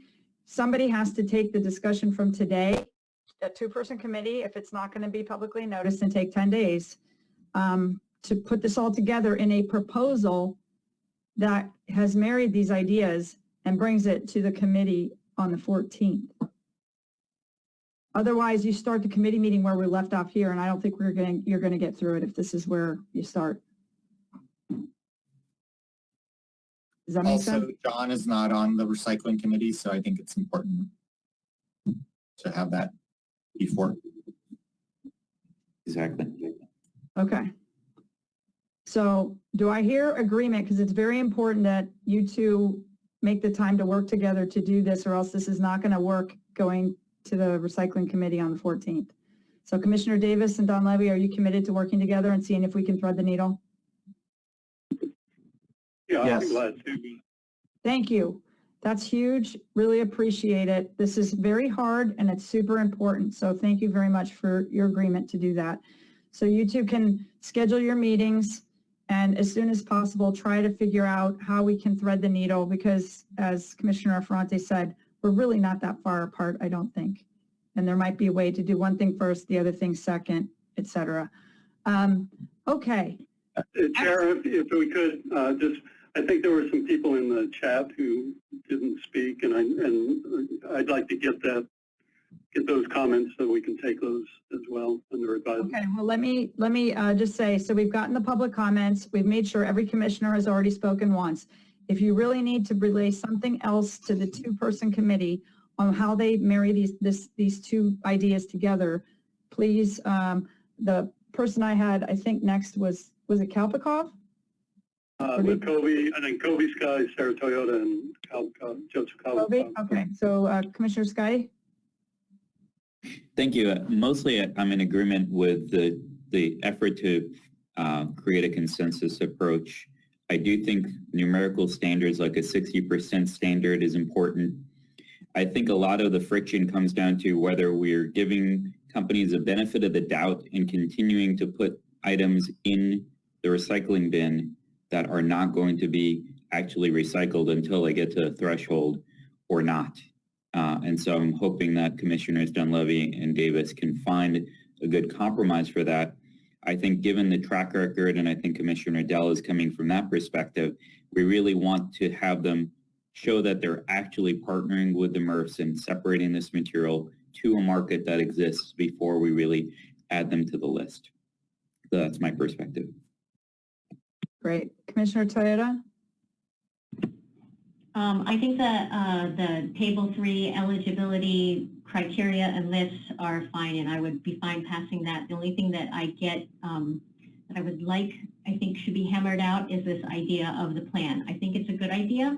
It's just the detail, like Ted Ward or Commissioner Ward had said about, you know, how long do you have and how are you going to do it? And that detail in the plan is really all I need to say, okay, they're going to have to do this or they can get kicked out. How are you going to meet that criteria? And just figuring those details out is what I would like to see. Thank you. Okay. Let's see, sorry, who's next? Commissioner Kalpikoff now?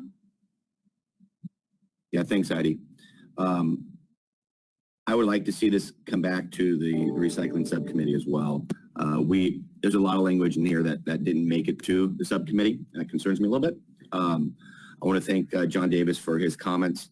There was a few things that kind of stuck out with me that we've discussed at the full commission meeting multiple times was the problem with the RDRS system, and it still found its way back in here. I can't support using that method of reporting until it does get fixed, and once that does get fixed, then I can support it. But there's too much gray area in that reporting system right now, and having that as one of the bases of measuring what is recyclable is a concern to me. The other concern was the safe environmental sound processing. Sounds like MRF standards. I don't know why that's weaved in here into this policy. So that concerned me as well. So I look forward to this conversation on the 14th. Thank you. And Commissioner Ward, last comments? Move on. Okay. And Commissioner Dell? Yeah, I actually have a question. It's been mentioned several times about using policy language from SB 343 or things that were proposed as a fait accompli, that something should be based on that. And seeing that that's, number one, not a passed law, so it's not laws that we're actually, referring to. It could change. I question whether it's legitimate to use that as a basis. And then secondly, part of our committee's, even if it were law, let's say, part of our committee's charter, commission's charter, is to recommend new policies that are better. So I question whether that we should use proposed legislation as touch points or bases for our policy recommendations as a fait accompli. Commissioner Lapis, did you want to speak to that? I believe that is already law. Yeah. No, I believe Jan's referring to the 343 language. The way I wrote it, it was the 343 language as it was in print on a specific date. As an example, I don't think I was the one who added that section. I don't think I wrote it as you need to follow this, but you need to follow a process similar to what is proposed in AB 343 as of a certain date. I don't think we have to reference the legislation. We could write out the process ourselves, something similar. It's fine. I hear what you're saying, Commissioner Dodd. Sorry, I thought you were talking about 1343. So I think you're right. It should be just the language that we want, not any bill number, I think is what you're saying. Yeah, I agree.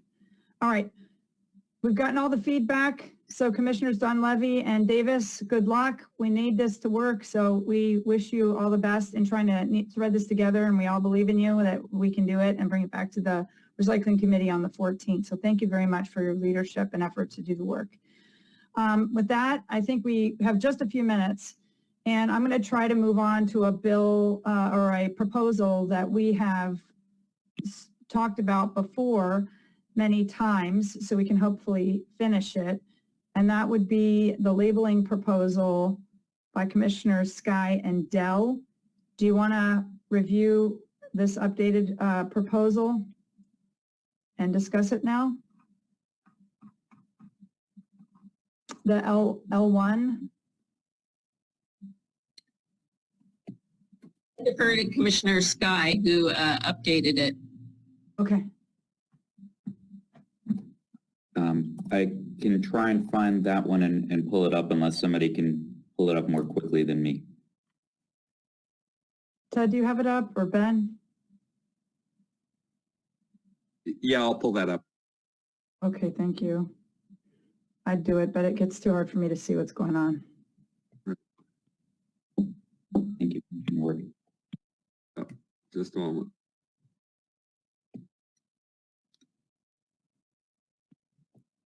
I had the renewable technology proposal up, so Oh, sorry. Would you That's rather okay. start with that? That's fine. I'm ready to cover that one, and then I think we can cover them both relatively quickly because the spec was pretty straightforward on both of them. So let me start with that one.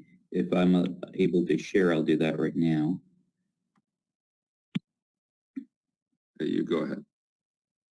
Okay. I think I have to be given approval to share.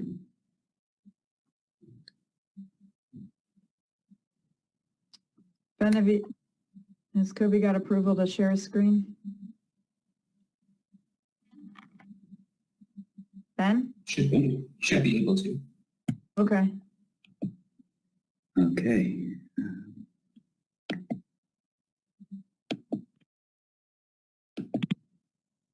And just for the commissioners, we are going to look at the legislation and be able to approve our recommendations on next item 6. So make sure you've got your thoughts on that together too. All right. So hopefully you're seeing the policy in front of you. Mm-hmm. I see it. So what I'll do is just highlight the recommendations, and actually what you'll see in track changes are edits from Commissioner Lapis, which I thought were very helpful. And what I'll say regarding the other changes that we made to the policy, there were several kind of specific recommendations. Instead of talking about organic waste, we changed all the references to organic discards. I included more information to prioritize source reduction as our top priority, and I added a reference to the cost study that CalRecycle provided, which was really a good way to highlight the basis for the funding amounts that were included in here, because that was a comment from the commissioners. Let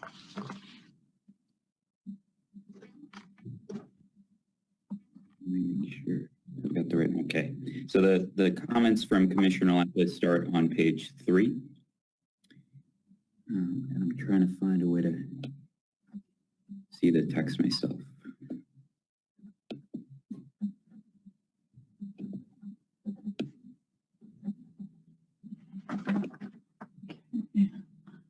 Okay. So you can see the changes here are relatively straightforward.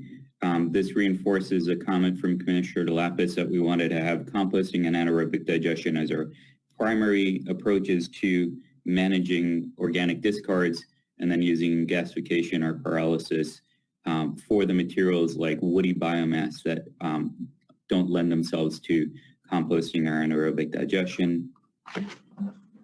There was addition of soil amendments as another beneficial product in addition to fuels or electricity.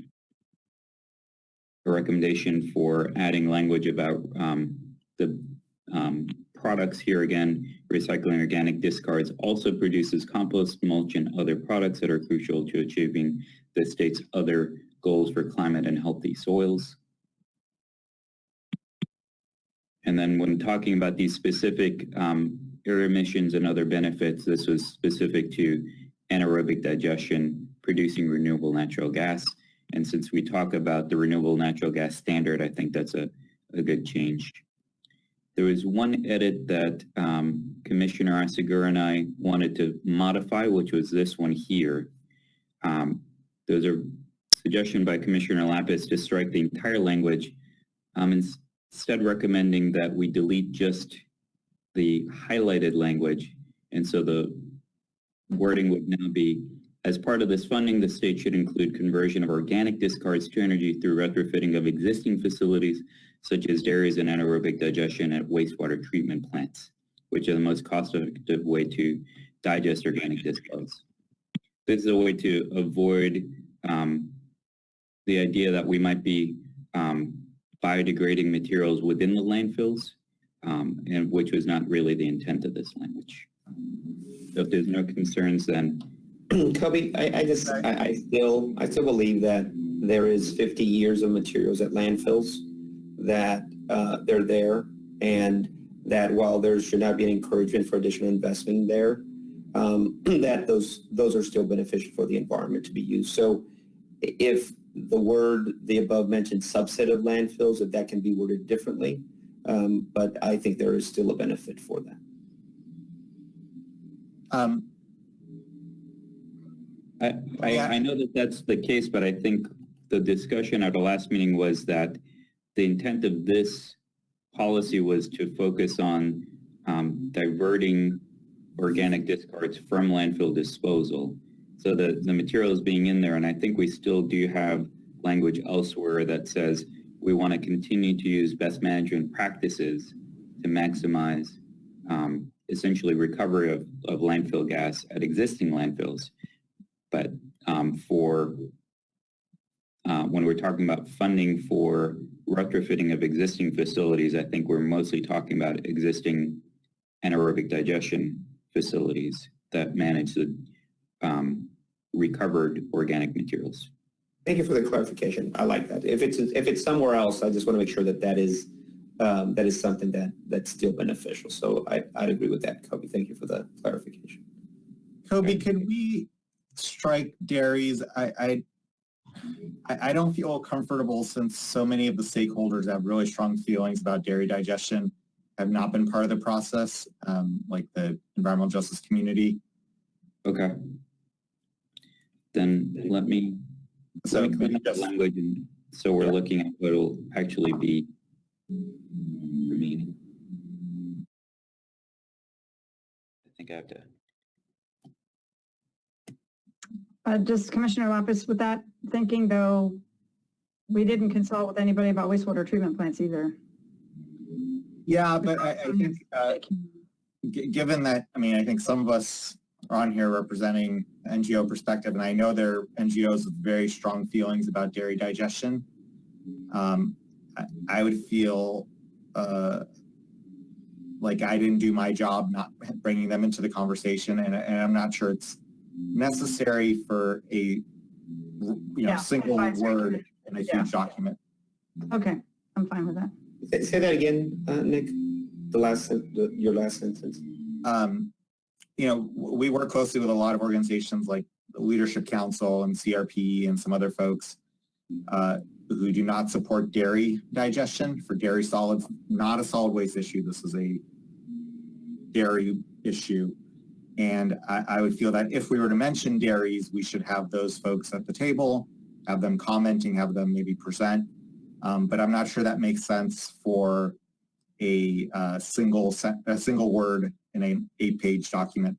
So I think it might just be easier to be silent on dairies. Okay. And dairy waste is not the waste we're targeting anyway. It never ends up. So I'm fine with that. Commissioner Schneider? Did you have coming from the commercial field, it's always bothered me when we've used not normally disposed of and then ignore something. The Sierra Club historically did not like using the use of pollution prevention funding, so government funding, public funding for anaerobic digestion or any treatment of dairies because it's a waste and the dairy should be held responsible for it. And that's the reason why that NGO has always spoken out against that use. It's still a valid use. It's still a problem on that. So with my Sierra Club hat on, I hate the fact that we just, it's not normally disposed of, boom, don't count it, because it's still a real waste stream. It still can have other alternatives. I'm okay with Nick's suggestion of just not including it, but someday we're going to really look at the whole commercial stream, which last I checked is still over 70% of what we produce in California, and discounting it is not getting rid of the climate aspects of it.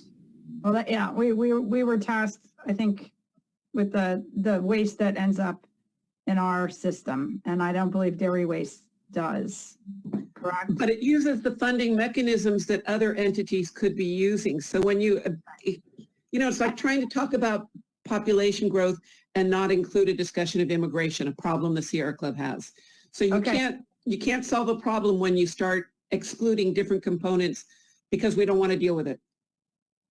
Did you want to change any of the language then? Or are you okay with? No, I'm just saying it's okay with dairies, but at least the NGO that I'm also sort of representing, the Sierra Club, that's the history behind the dairy issue.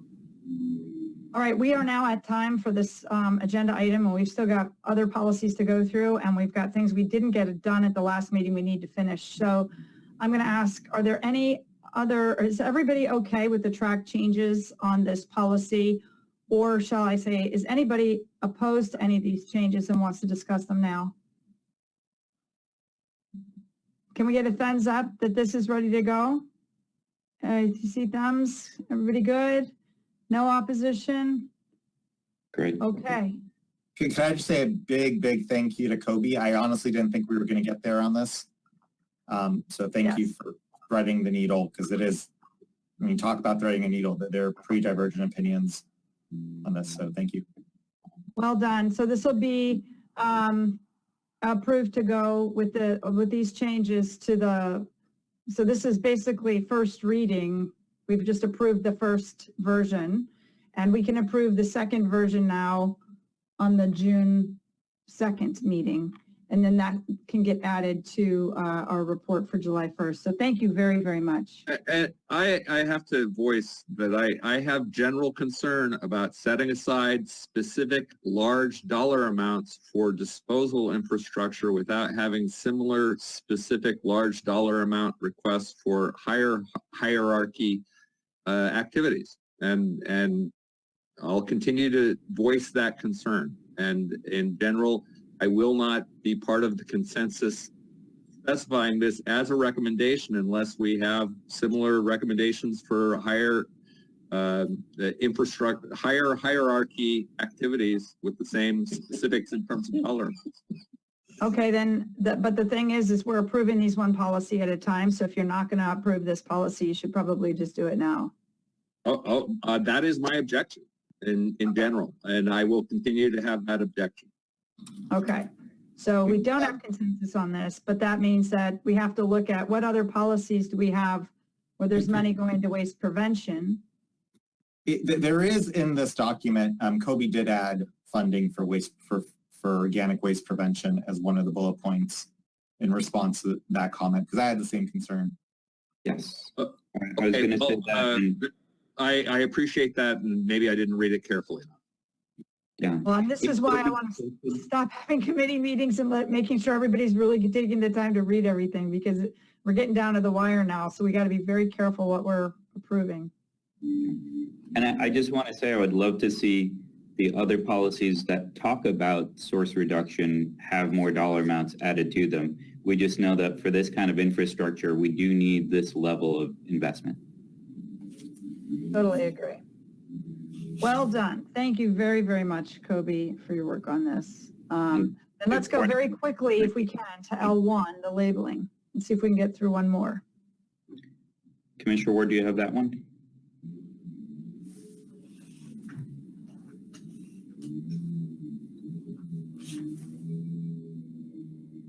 See that? Yes. Yep. Just zoom in. Will do. Okay, so this is labeling system for products and post-consumer management. Guy and Dell. Where are we with this one? So the changes to this one were in the actual proposal, if we can move down to that portion of this policy. And I think if the commissioners recall, we were very close to actually approving this on first reading last time around, but we wanted to fine tune a few sections, particularly some of the, what are in this section, the product labels. So I think hazardous and compostable and recyclable we're comfortable with. These are really connecting to the other policies that the commission has been working on, and I'm glad to see where those are moving forward better. I fine-tuned the language related to reusable.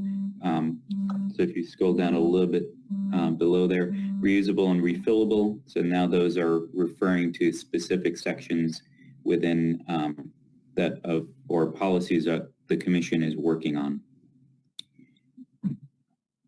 And then continue scrolling through. So we talked a little bit more about the circular economy and what that means. I added several references to reports and other resources that I think bolstered the proposal overall. And then scroll down to sections 2 and 3.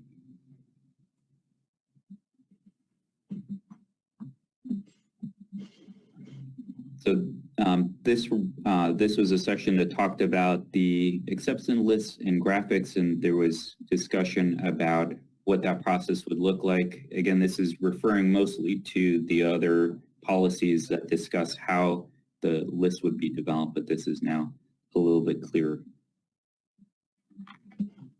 And then the labeling on the bins would be paralleling the labels that we come up with for those different products. Any questions regarding these changes? Anybody? I see, is that Commissioner Ward? It is.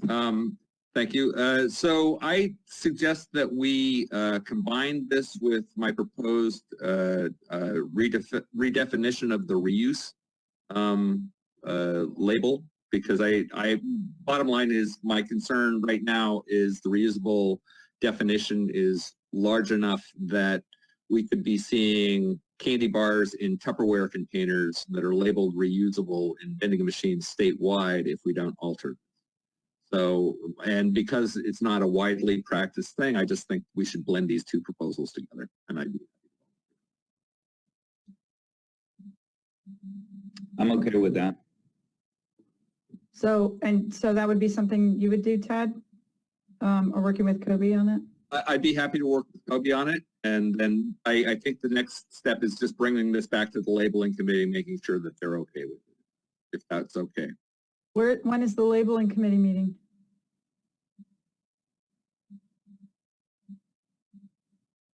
Commissioner Dowell, do you have a labeling committee meeting on the book scheduled? No, we're waiting for Cal Recycle OPA to give us the next update. And actually I was waiting for this commission meeting to see if there was something that we should do in the meantime. So, Cal OPA isn't ready to give us an update for a while. So is this really something that has to go back to the committee? I don't think so. It won't be done by June then. That wasn't on, it won't be done. Well, I thought we had to have these all in by April 30th. Right, so that's why I'm thinking it wouldn't, we wouldn't have time to do it that way. So I'm thinking both have already been brought to the full commission, so it's not like it's new, and you're just merging them, right? So yep. If Commissioners Ted Ward and Commissioner Sky take it upon themselves and they're going to merge them, then you can bring it back to the meeting on the 19th. Yep. So everybody's okay with them doing that. What I would suggest is if everyone is comfortable with this language, with the exception of the reusable, we can adopt this language as a placeholder, and then we'll bring back the new language that we're merging in, have the commission review and approve that language, and then we'll merge the two. I'll make that motion. Okay, let's hear the public comment first before we vote, if that's okay. Ben, is there a comment? Ben? Sorry about that. Yes, there is. It is from Laura Rosenberger-Hader and with a Presidents Against Fracking. It's don't wait a year for the new recycling regulations. I want to know my plastics are being recycled as soon as possible. Also, I don't like to carry my food scraps to a church garden every day because we don't have green bins. So tangentially related to the last two. Okay. Thank you. All right, and Ted Ward made a motion, and Commissioner Davis has a question, or? Well, I noticed there's another comment that hasn't been read, and so it's not pertinent to this item, but I just wanted to. Then let's not. Hold that out. What other comment? Ben, I just asked Ben. It was submitted earlier. Yes, it was submitted earlier. It is not related to anything that is being discussed. I'm happy to read it. Can we hold off until we're done with this item? Sure. Okay, thanks. So let's go ahead and, so we're agreeing that Commissioners Sky and Ward, we're going to approve this item the way it is now. And then Commissioners Sky and Ward are going to work together to come back by merging the reuse with this one, and then give us a proposal that we can adopt on the 19th. And that'll be the first reading of it together, and then we can have it done by the first meeting in June. Yeah. Okay, thank you so much. If anybody, is anybody opposed to that? Okay, so that's the plan for that item. So great, we got through 3. We've got 2 approved today, and 15, we've got a plan. And those are our big items. I'm sorry for those that are not going to make it, but we've got to move on to some things that we have been putting off. And we're already running late again. So I want to move on to agenda item, if we could, number 6, please, which is the legislation. So we've talked about this for 2 meetings, but we did not take any action because I just heard literally from Zoe last night that CalRecycle has given us the authority to go ahead. They believe in law. We have the authority to take positions on bills that directly relate to the commission's tasks. So if someone could please pull up, Ben, I don't know if you could do this, or maybe Ted, you could do it, the spreadsheet that we have on the legislation. But last time we talked about which bills we thought directly aligned with our recommendations, and we had put those in green. I took the liberty of... Ben, can you bring those up? Do you want me to bring it up? Or is Ben? Yeah, go ahead. I'm not finding quick access. Okay, it just makes it very hard for me to see everybody, but I will try. Let's see.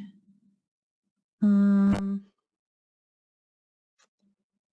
did it go? Let's see. Recyclability. Where did it go?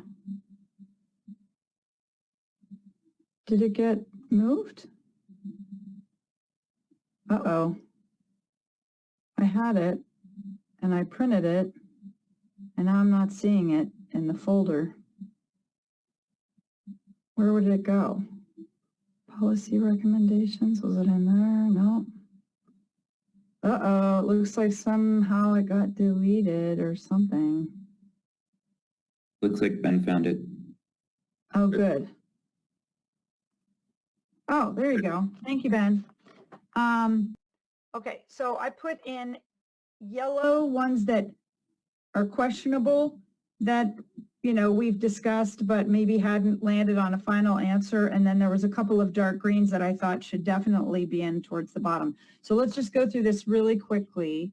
AJR 4, again, was the Basel Convention resolution aligning directly with our recommendation for number 10. So I think everybody was in agreement that one we would want to support, right? Okay, I'm going to just go through this. If anybody doesn't agree, please say so. Just AB 416, the CALRA bill, is about state procurement, about funding deforestation of the boreal forest. We discussed it at the committee level, not at the commission level, and that is not a direct relationship to our task, so I would suggest we not weigh in on that. If anybody disagrees with that, let me know. TING AB 478, this is on the plastic thermoform minimum recycled content bill. We've discussed this many times. We said in the report that we would actually do a policy on this. We still haven't, and the bills are now moving.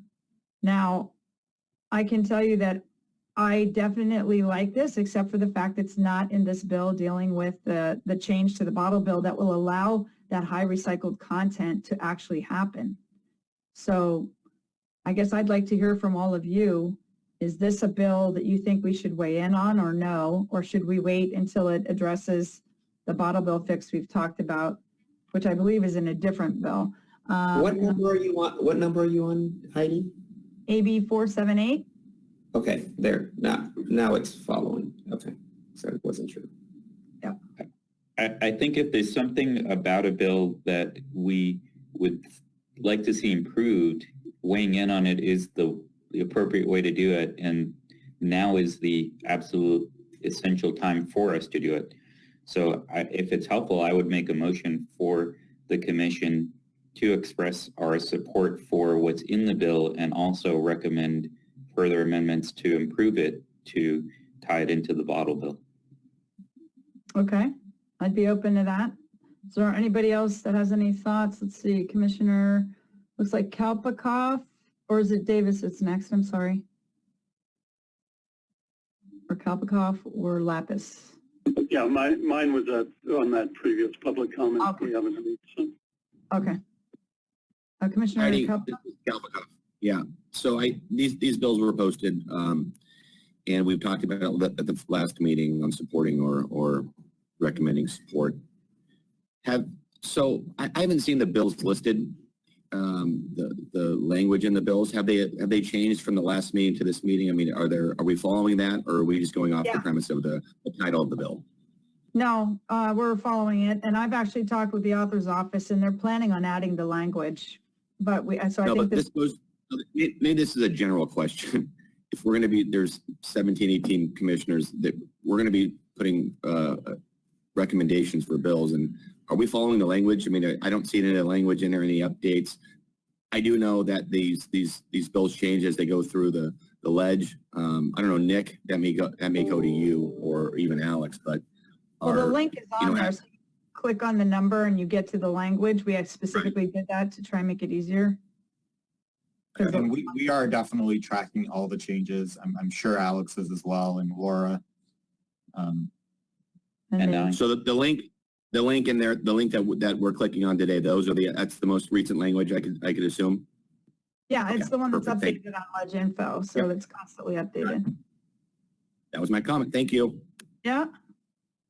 Okay, and then Commissioner Lopez? Yeah, I think Kobe's recommendation is reasonable. I would say that the bill, even if it were just a minimum content requirement, is still, I believe, consistent with what the Market Development Committee has recommended.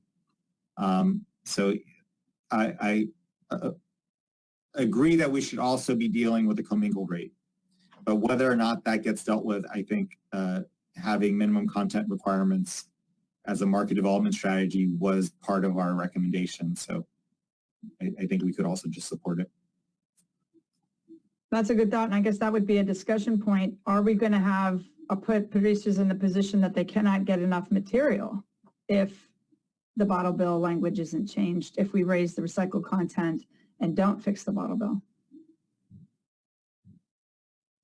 My motion, by the way, was intended essentially to be a support and amend, meaning we definitely support the bill and hope that it passes, but we think it could be better. I'm just thinking we're going to hear from the producers if they can't get the material. Commissioner Dunleavy and then Commissioner Ward. Yeah, thank you. I think staying in tune with all these bills is individual responsibilities. I'll abstain from all votes regarding legislation, and I'll just defer to what I do in my business for individual support, but I'll abstain from all committee votes regarding legislation. Okay, because we don't have to do this. I mean, that's clearly something we don't have to do. Commissioner Ward? And that's really what I'd like to speak to is I really think that the best use of the commission's time is to focus on our policy proposals, and to the extent that legislation is mirroring those proposals, I think it's worthy of recognizing that support. Or in cases like AB 962, where it's entirely compatible with what we're trying to do and this legislature beat us to it, that we should express that support where we maybe haven't had a policy addressing that issue. But apart from that, I think it's best to just stay silent and let the legislative process move through and not necessarily take the commission's time trying to wade through dynamic legislation as it changes. So my recommendation would be to support all of the bills that are in green because they're either consistent with policy proposals that have come forth, and add AB 962. And then on AB 478, I'm okay with what's being discussed, support and amend, but in general, I would say that's, I would prefer either support because it's consistent with the policy, or support because it's what we're supposed to be doing. But apart from that, stay silent. Okay, Commissioner Segura and then Commissioner Medrano. Just want to make clear, I mean, I think we look at those bills that are directly correlated with what we were discussing as a commission, but also with the understanding that if those bills are amended in a way that we as individual commissioners cannot support, and we engage in changing our positions, that everyone understands that, right? the support is that it's directional in terms of what the commission is recommending, but we all should be cognizant that we can change positions as commissioners on these bills if they get modified in ways that we do not want. Yeah, and when we transmit this over to the legislators, we could put a cover letter that explains that, so it's very clear. Commissioner Vedrano? Yeah, without any support or at least any initial, from my employer, from my agency, I cannot take any position on any of these bills, so I'll be abstaining as well. Okay, and Commissioner Schneider? If you could scroll down the list, is SB 619 on it? Because I've been asked from multiple entities on opinions on 619. No, it's not. Okay, so I understand the people who are representing entities and can't vote. My positions wouldn't be a city position anyway, because they typically don't come to us, but I would like the ability, I guess, Chair, if it's really clear that we can speak as long as it's consistent with the policies we're putting forward. But 619 is a little difficult, and I'm going to hopefully listen into organics tomorrow and see if the organics committee is going to talk about 619 and food recovery on that. Okay. Commissioner Ferrante and then Lapis. We're going to have to vote quickly or we're not going to have time for the other items. Yeah, I agree with what I think Commissioners Ward and Schneider were saying. I mean, some of these bills very obviously have come directly from the policy recommendations that we made in the preliminary report. Some of them are kind of no-brainers in that way, but I just because the commission can take a position on bills, I don't necessarily think that we should. As Ted said, these are dynamic, they're changing. Certainly 619, Commissioner Schneider, I don't think should be on this list because it is so controversial, and I don't think that the commission should be weighing in on that. So some of these are going to be very difficult. I think if there's any question about it, we probably shouldn't get involved, given the how many of us are on here, all the different sectors that we represent, our interests. I mean, we've tried to come to a consensus on the policy recommendations, but unless these bills truly mimic those policy recommendations, I don't think it's a good idea or worth our time to try to come to a position on some of these others. Okay, Commissioner Lapis, and then we're going to cut it off and have to make a decision if we're going to do this or not. You're on mute. Sorry, what if instead of taking positions on all these bills, we only weighed in when there was a very specific reason why it would make sense for the commission to weigh in? One that comes to mind would be the SABRAC update bill, the Bennett bill. It has no sponsor. It's almost exclusively from a commission recommendation. I think it would be great for the chair and vice chair to be able to testify on behalf of the commission for why we recommended the state procurement be updated. There are no other, there's no sponsor to speak for the recommendation because the recommendation came out of the commission. So I think that's a kind of a unique one. And I don't think there's any disagreement amongst any of us in terms of state procurement. So maybe focus on ones like that as they come up, as opposed to trying to weigh in on all these bills. Okay, well, it seems like there's a lot of different opinions. So Commissioner Dell, you go. I'll add my voice to thinking that the commission shouldn't get involved in this. As a 501c3 who doesn't lobby, I don't want to be anywhere near it. And I think the bills will constantly change. We have diverse opinions. And so I'll add my voice to we shouldn't be involved, and I would abstain. Okay. So my feeling is we're a policy advisory commission, that the law was actually changed to allow us to do this because they wanted to know where we were. But it sounds like everybody either can't do their job. There's some people who can't do it to their job or don't want to do it and don't think that's the right role. And then there's others that think we should, but very limited to the things that are very clearly things we've recommended and we agree with. So I'm going to just throw out that maybe we just stick with the green, and those who wish to vote, vote, and those who do not vote. And then, so I would say the one that would not be included is SB 50 or 343 was the ban the chasing arrows. That was one of the things we did have as a commission recommendation, the Allen bill. And then the Eggman bill on right to repair, we did have a right to repair recommendation, but this one's very focused on medical devices, but it's still a right to repair. So with Can that, I suggest one change? Yeah. 1201 is in yellow, but it's copied word for word from our recommendation.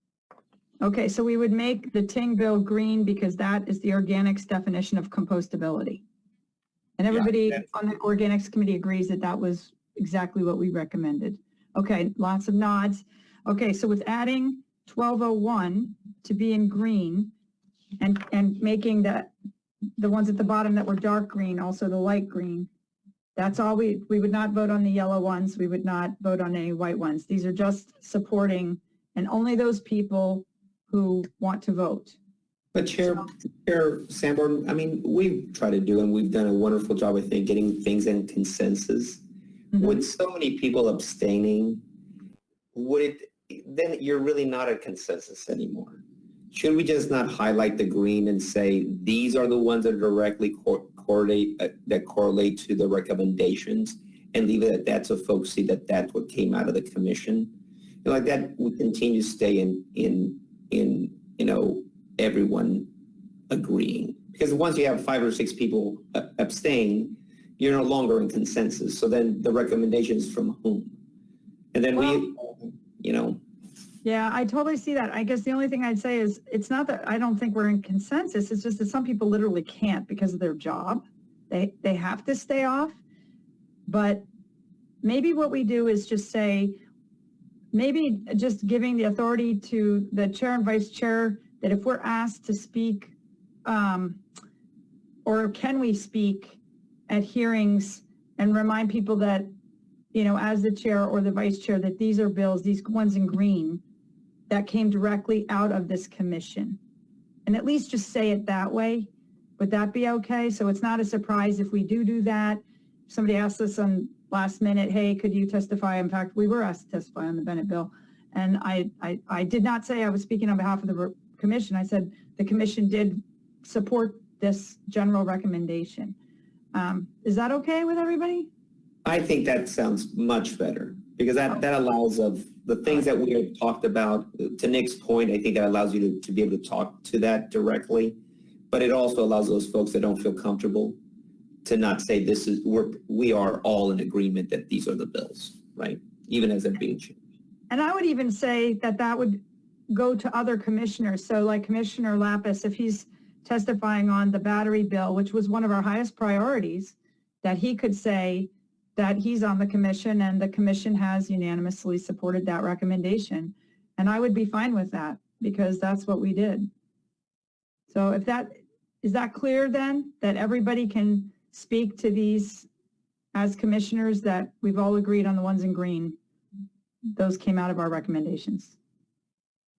Right, Okay. and adding AB 1201, but essentially that's giving you and the vice chair a green light to testify at legislative hearings, indicating that these bills flowed out of the commission's recommendations and therefore the commission generally. And that we could, but then we have to be clear. So the chair and vice chair, can we speak on behalf of the commission or just repeat that the commission, I mean, it's kind of the same thing because we were only representing what you said as a group.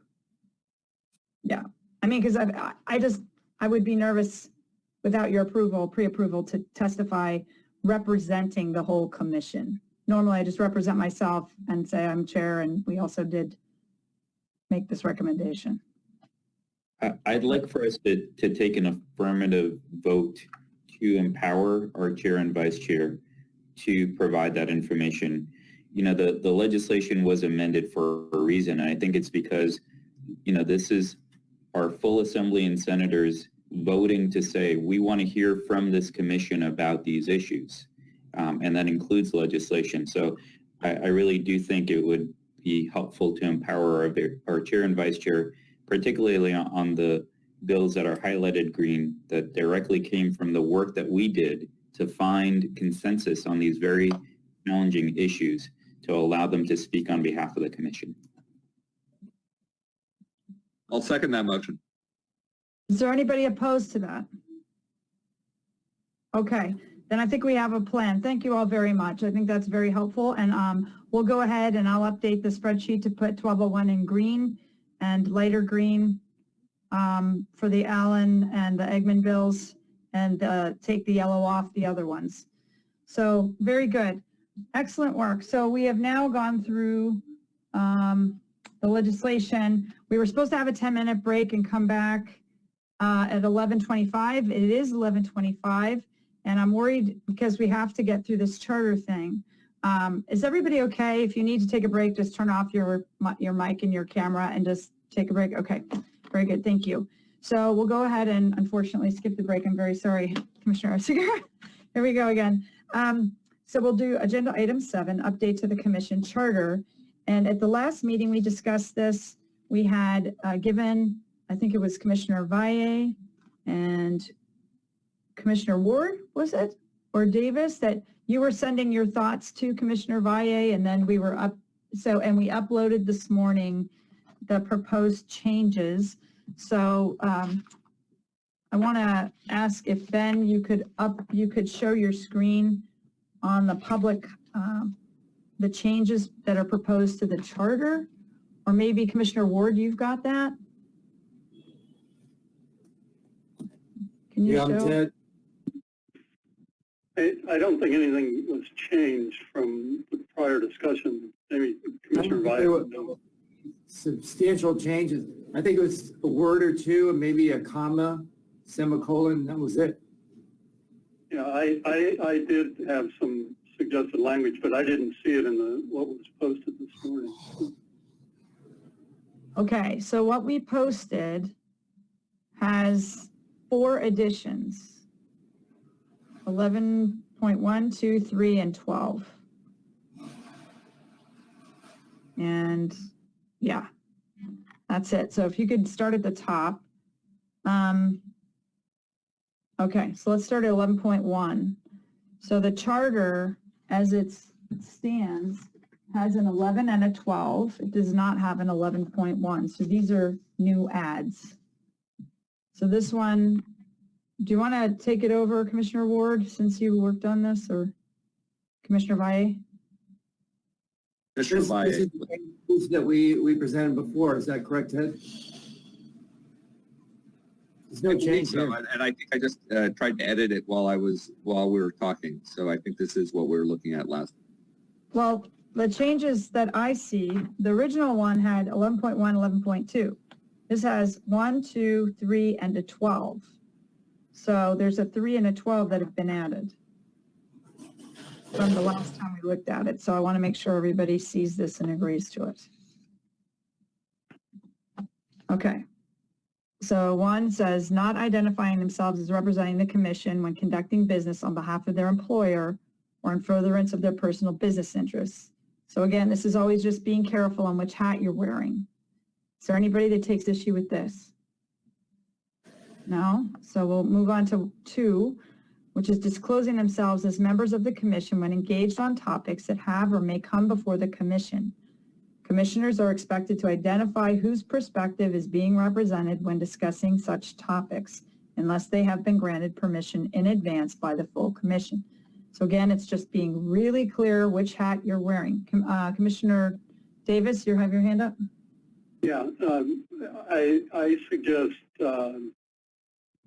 striking topics that may have or may come before the commission and substituting any item that is within the subject matter jurisdiction of the commission. That's language from Bagley-Keene, and I think it's a little more specific. No, that's good. So it would read, when engaged on topics. When engaged on any item that is within the subject matter jurisdiction of the commission. That is within the subject matter of the commission. subject matter jurisdiction of the commission. That's Bagley Keene language. Perfect. Okay. And then I suggest striking are expected to identify all the way through the full commission. So it would read, commissioners must not communicate the comments or position of any other member or members of the commission. That's also from Bagley Keene. Well, okay. So this is, It could, yeah. we're just reiterating Bagley Keene then? Can you repeat, Well, please? I would say commissioners must not communicate the comments or position of any other member or members of the commission. I'm not comfortable with that. I think that's a different issue than what this was supposed to be doing. I don't even know what that means. I mean, it's, yeah, I want to be able to say waste management doesn't like XYZ in the context of me doing my job without, violating this code of ethics. The commissioners are expected to identify whose perspective is being represented when discussing such topics unless they've been granted permission in advance by the full commission. I think that's pretty clear, John. Yeah. Okay. We add, Okay. we add a when appropriate at the very beginning of this, because as written, again, it sounds like some of us would have to do a disclosure at the beginning of every sentence. That we do all day, every day. We kind of do. I mean, it literally, we have to be very clear which hat we're wearing all the time. Sorry, I meant as appropriate before disclosing, or when appropriate. Well, I just think that makes it a little bit too loose because That's getting into the weeds there. I think it's logical. People understand the context. Yeah. The intent is. Yeah, if folks feel like that isn't being taken literally, then I'm okay with it. I think we're okay with it. I Okay. think it's, yeah. 11.3 then, if everybody's okay with 11.2. And that is acknowledging that commissioners are appointed in part based on their professional affiliations. Commissioners are expected to be mindful when conducting business on behalf of the commission to avoid a perception of a conflict of interest and to disclose or recuse themselves when needed to avoid such a perception. And so my suggestion, this is from Robert's Rules of Order, would say that a conflict of interest occurs when a commissioner has a direct personal or pecuniary, parentheses, monetary interest not common to other commissioners. And it's the not common to other commissioners that's the conflict of interest. You gotta narrow that down, John. It's too much.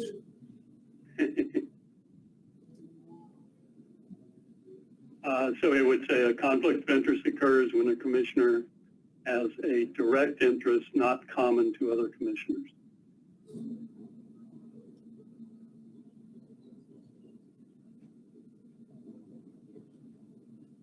I heard discussion last time about what constitutes a conflict of interest. Yeah, fine. Looks good. Okay. Did we want to say direct financial interest, just to be more Well, that's specific? what I had read, but it sounded, That would add more clarity to it, I agree. Yeah. Okay. my original language was personal or pecuniary. It could be financial, direct personal or financial. I think financial covers it, John. Just want to make very clear so that I don't have a problem here. Direct financial is, for example, I'll just look at myself, right? I'm employee of Waste Management. They get a salary. So the environmental services sector is our business. That pretty much places me on not being able to talk on anything because that's what I want to avoid, right? But we all have that common interest. So yes, we're all here on behalf of somebody. Yeah. The easiest thing to just remember is if you think it could be a question, just say it out loud, make it transparent, and then it's on the record and it's clear you're not trying to hide anything. That's really what most of this is about, is making sure there's nothing to hide. There's no other motive that you might have to vote one way or the other. Good point. Okay. So I raise then a How's conflict. that? Conflict of interest occurs when a commissioner or an entity they may represent has a direct undisclosed financial interest not common to other commissioners. Okay. Sounds reasonable to me. I'm not sure about undisclosed. As long as you're transparent about it. And then adding, this is another add, so 12, complaints regarding a perceived unethical action or inappropriate public representation by a commissioner may be brought to the commission for discussion and possible sanction. And sanction by a majority vote can include written censure or a request to CalRecycle to remove a commissioner. Is that okay with everybody? Again, I did some research on and have some suggested language change, but it rewrites, if everybody's comfortable with that as it is. Well, what is the gist of what you're suggesting? Well, mine would say the commission may consider disciplinary actions or sanctions against a commissioner who violates these rules or takes unethical action or inappropriate action that impair the commission's ability to carry out its work effectively. The commission decision shall be by majority vote and may include reprimand, censure, or a request to CalRecycle remove the commissioner. Basically says the same thing though, right? It's just a little bit more specific about a vote. It's more I think it does the same thing, John. Yeah. Remember, I think that the essence of these codes, or whatever you want to call them, where they were succinct and direct, and they follow, if you follow the language from 1 to 12, they read almost the same way, and they're 1 or 2 sentences.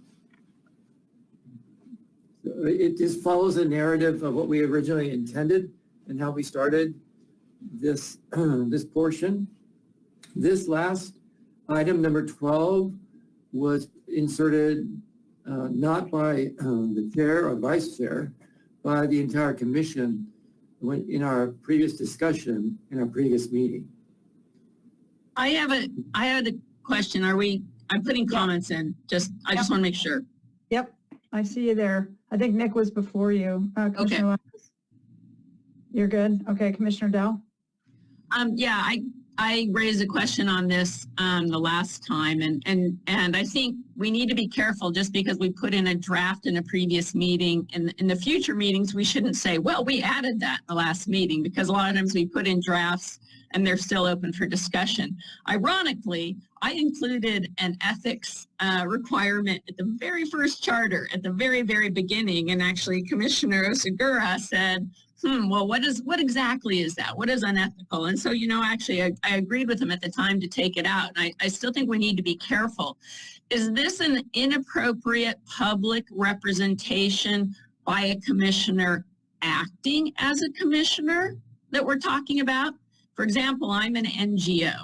What if I get some of my NGO friends and go picket a MRF that we know is actually exporting contaminated paper waste to India with 50% contamination? We have proof of that.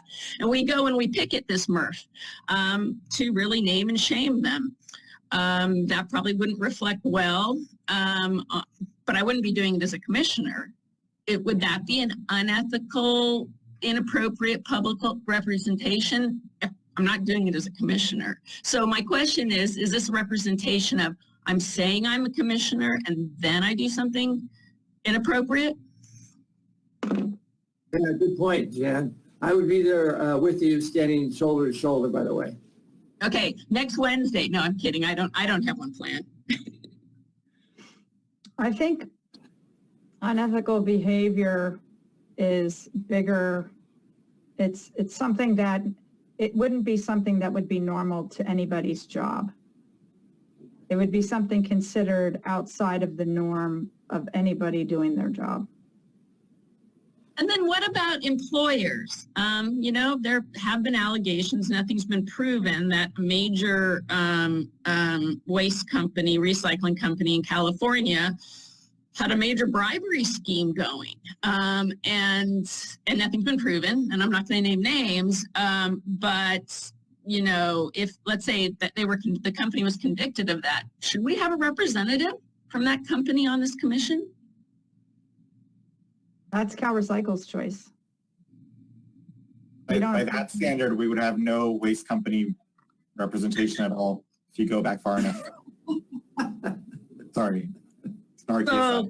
So this is actually just really problematic of what's unethical. Let me clarify what Nick just said, because I think I want to make sure that there's a fairness to that statement, right? If you go back enough in anyone's history of doing business, and whether it's a contractual obligation, the way they do business, the way they market themselves, different viewpoints can seem to say someone's doing something unethical. Like Jan was saying, her picketing at a MRF, would that be a bad thing or seen as unethical?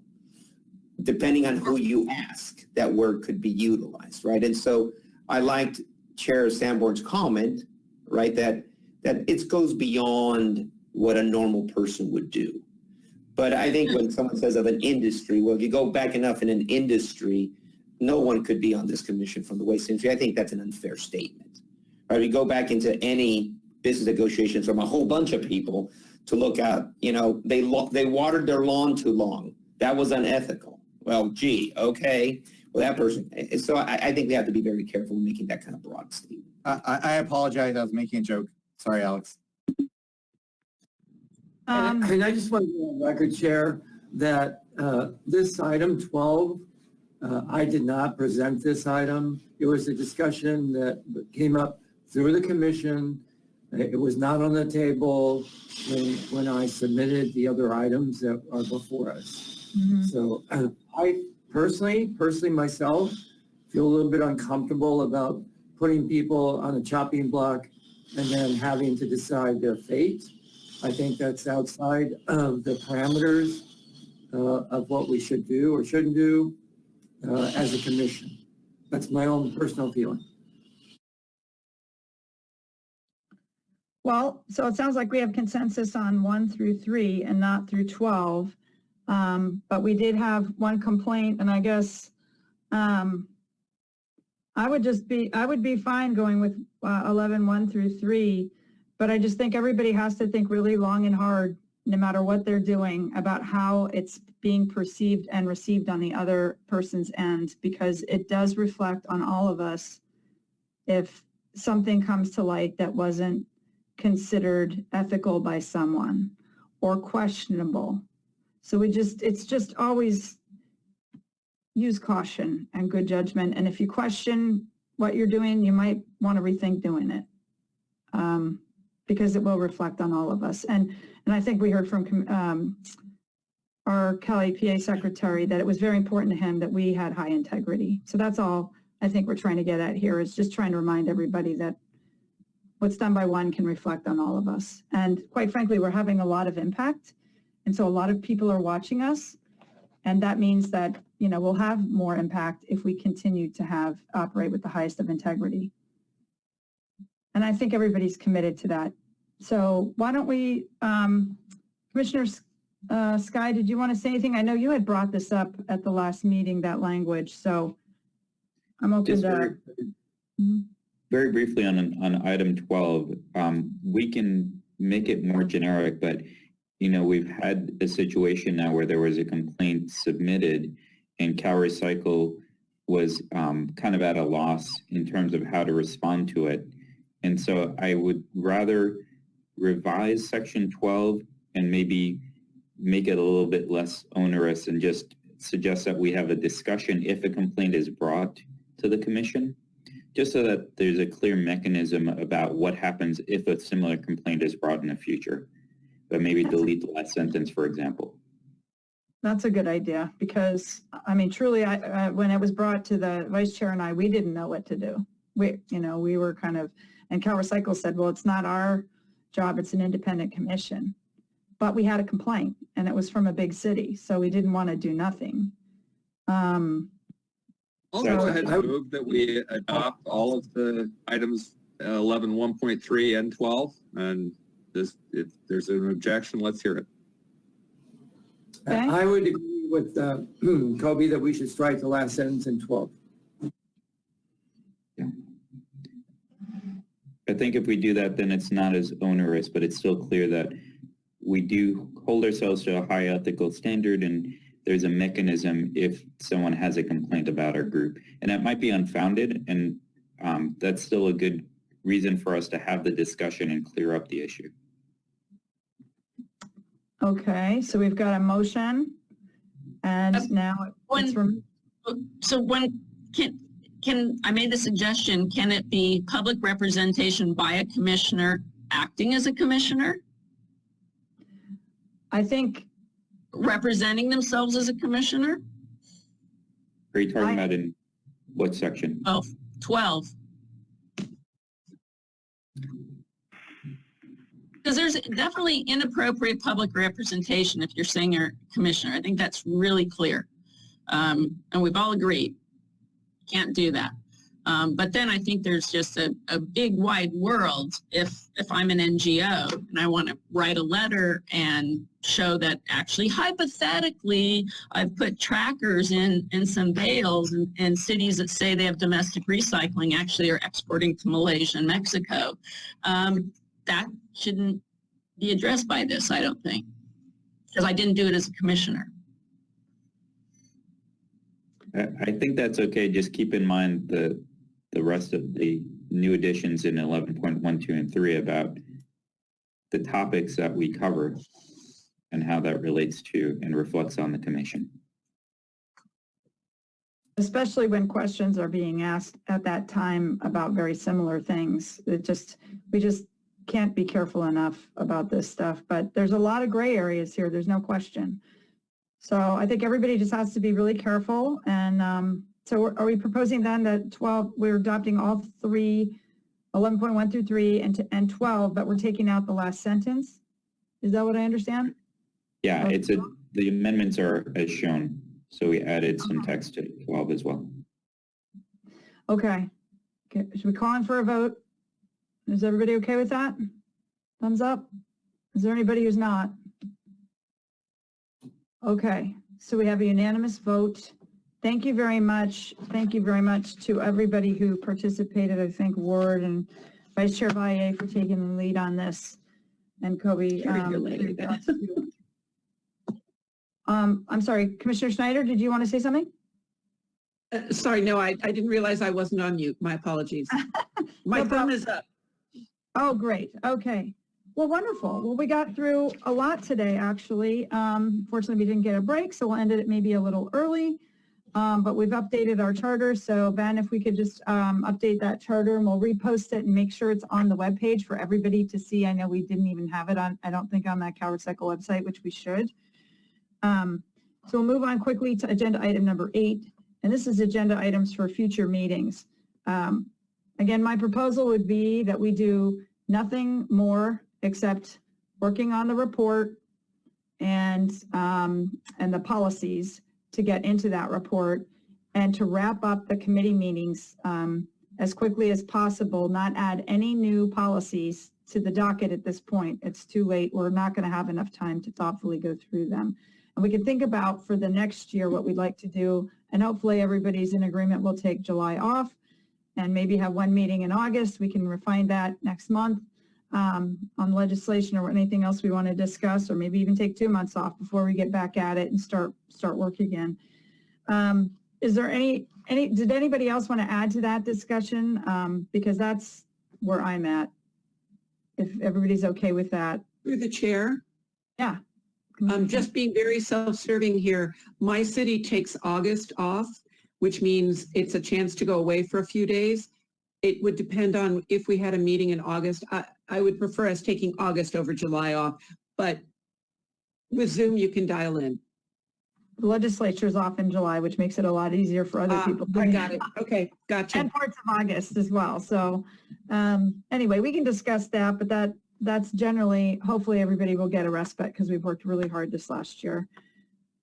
The only thing I was thinking is that it might be good with the draft report to invite Director of CalRecycle, Rachel, to see where we are with the draft report on the June 2nd meeting, because by then we will really kind of be narrowing down exactly where that report's going to land. And maybe she would have some feedback for us or some thoughts on some of our recommendations that include CalRecycle. Is that at all of interest, or yeah, thumbs up? Okay, then I can go ahead and invite her for the June 2nd meeting. And at least have that space, and I'll do it after the policy discussion so that we can talk to her about what we're coming up with and if we want to change anything. Unless, yeah, I saw Ted looking. Should we do it before our policies? I think it would be good to have the structure and then present it to her and then get her feedback before we get the final report. Yeah, I agree. So, okay.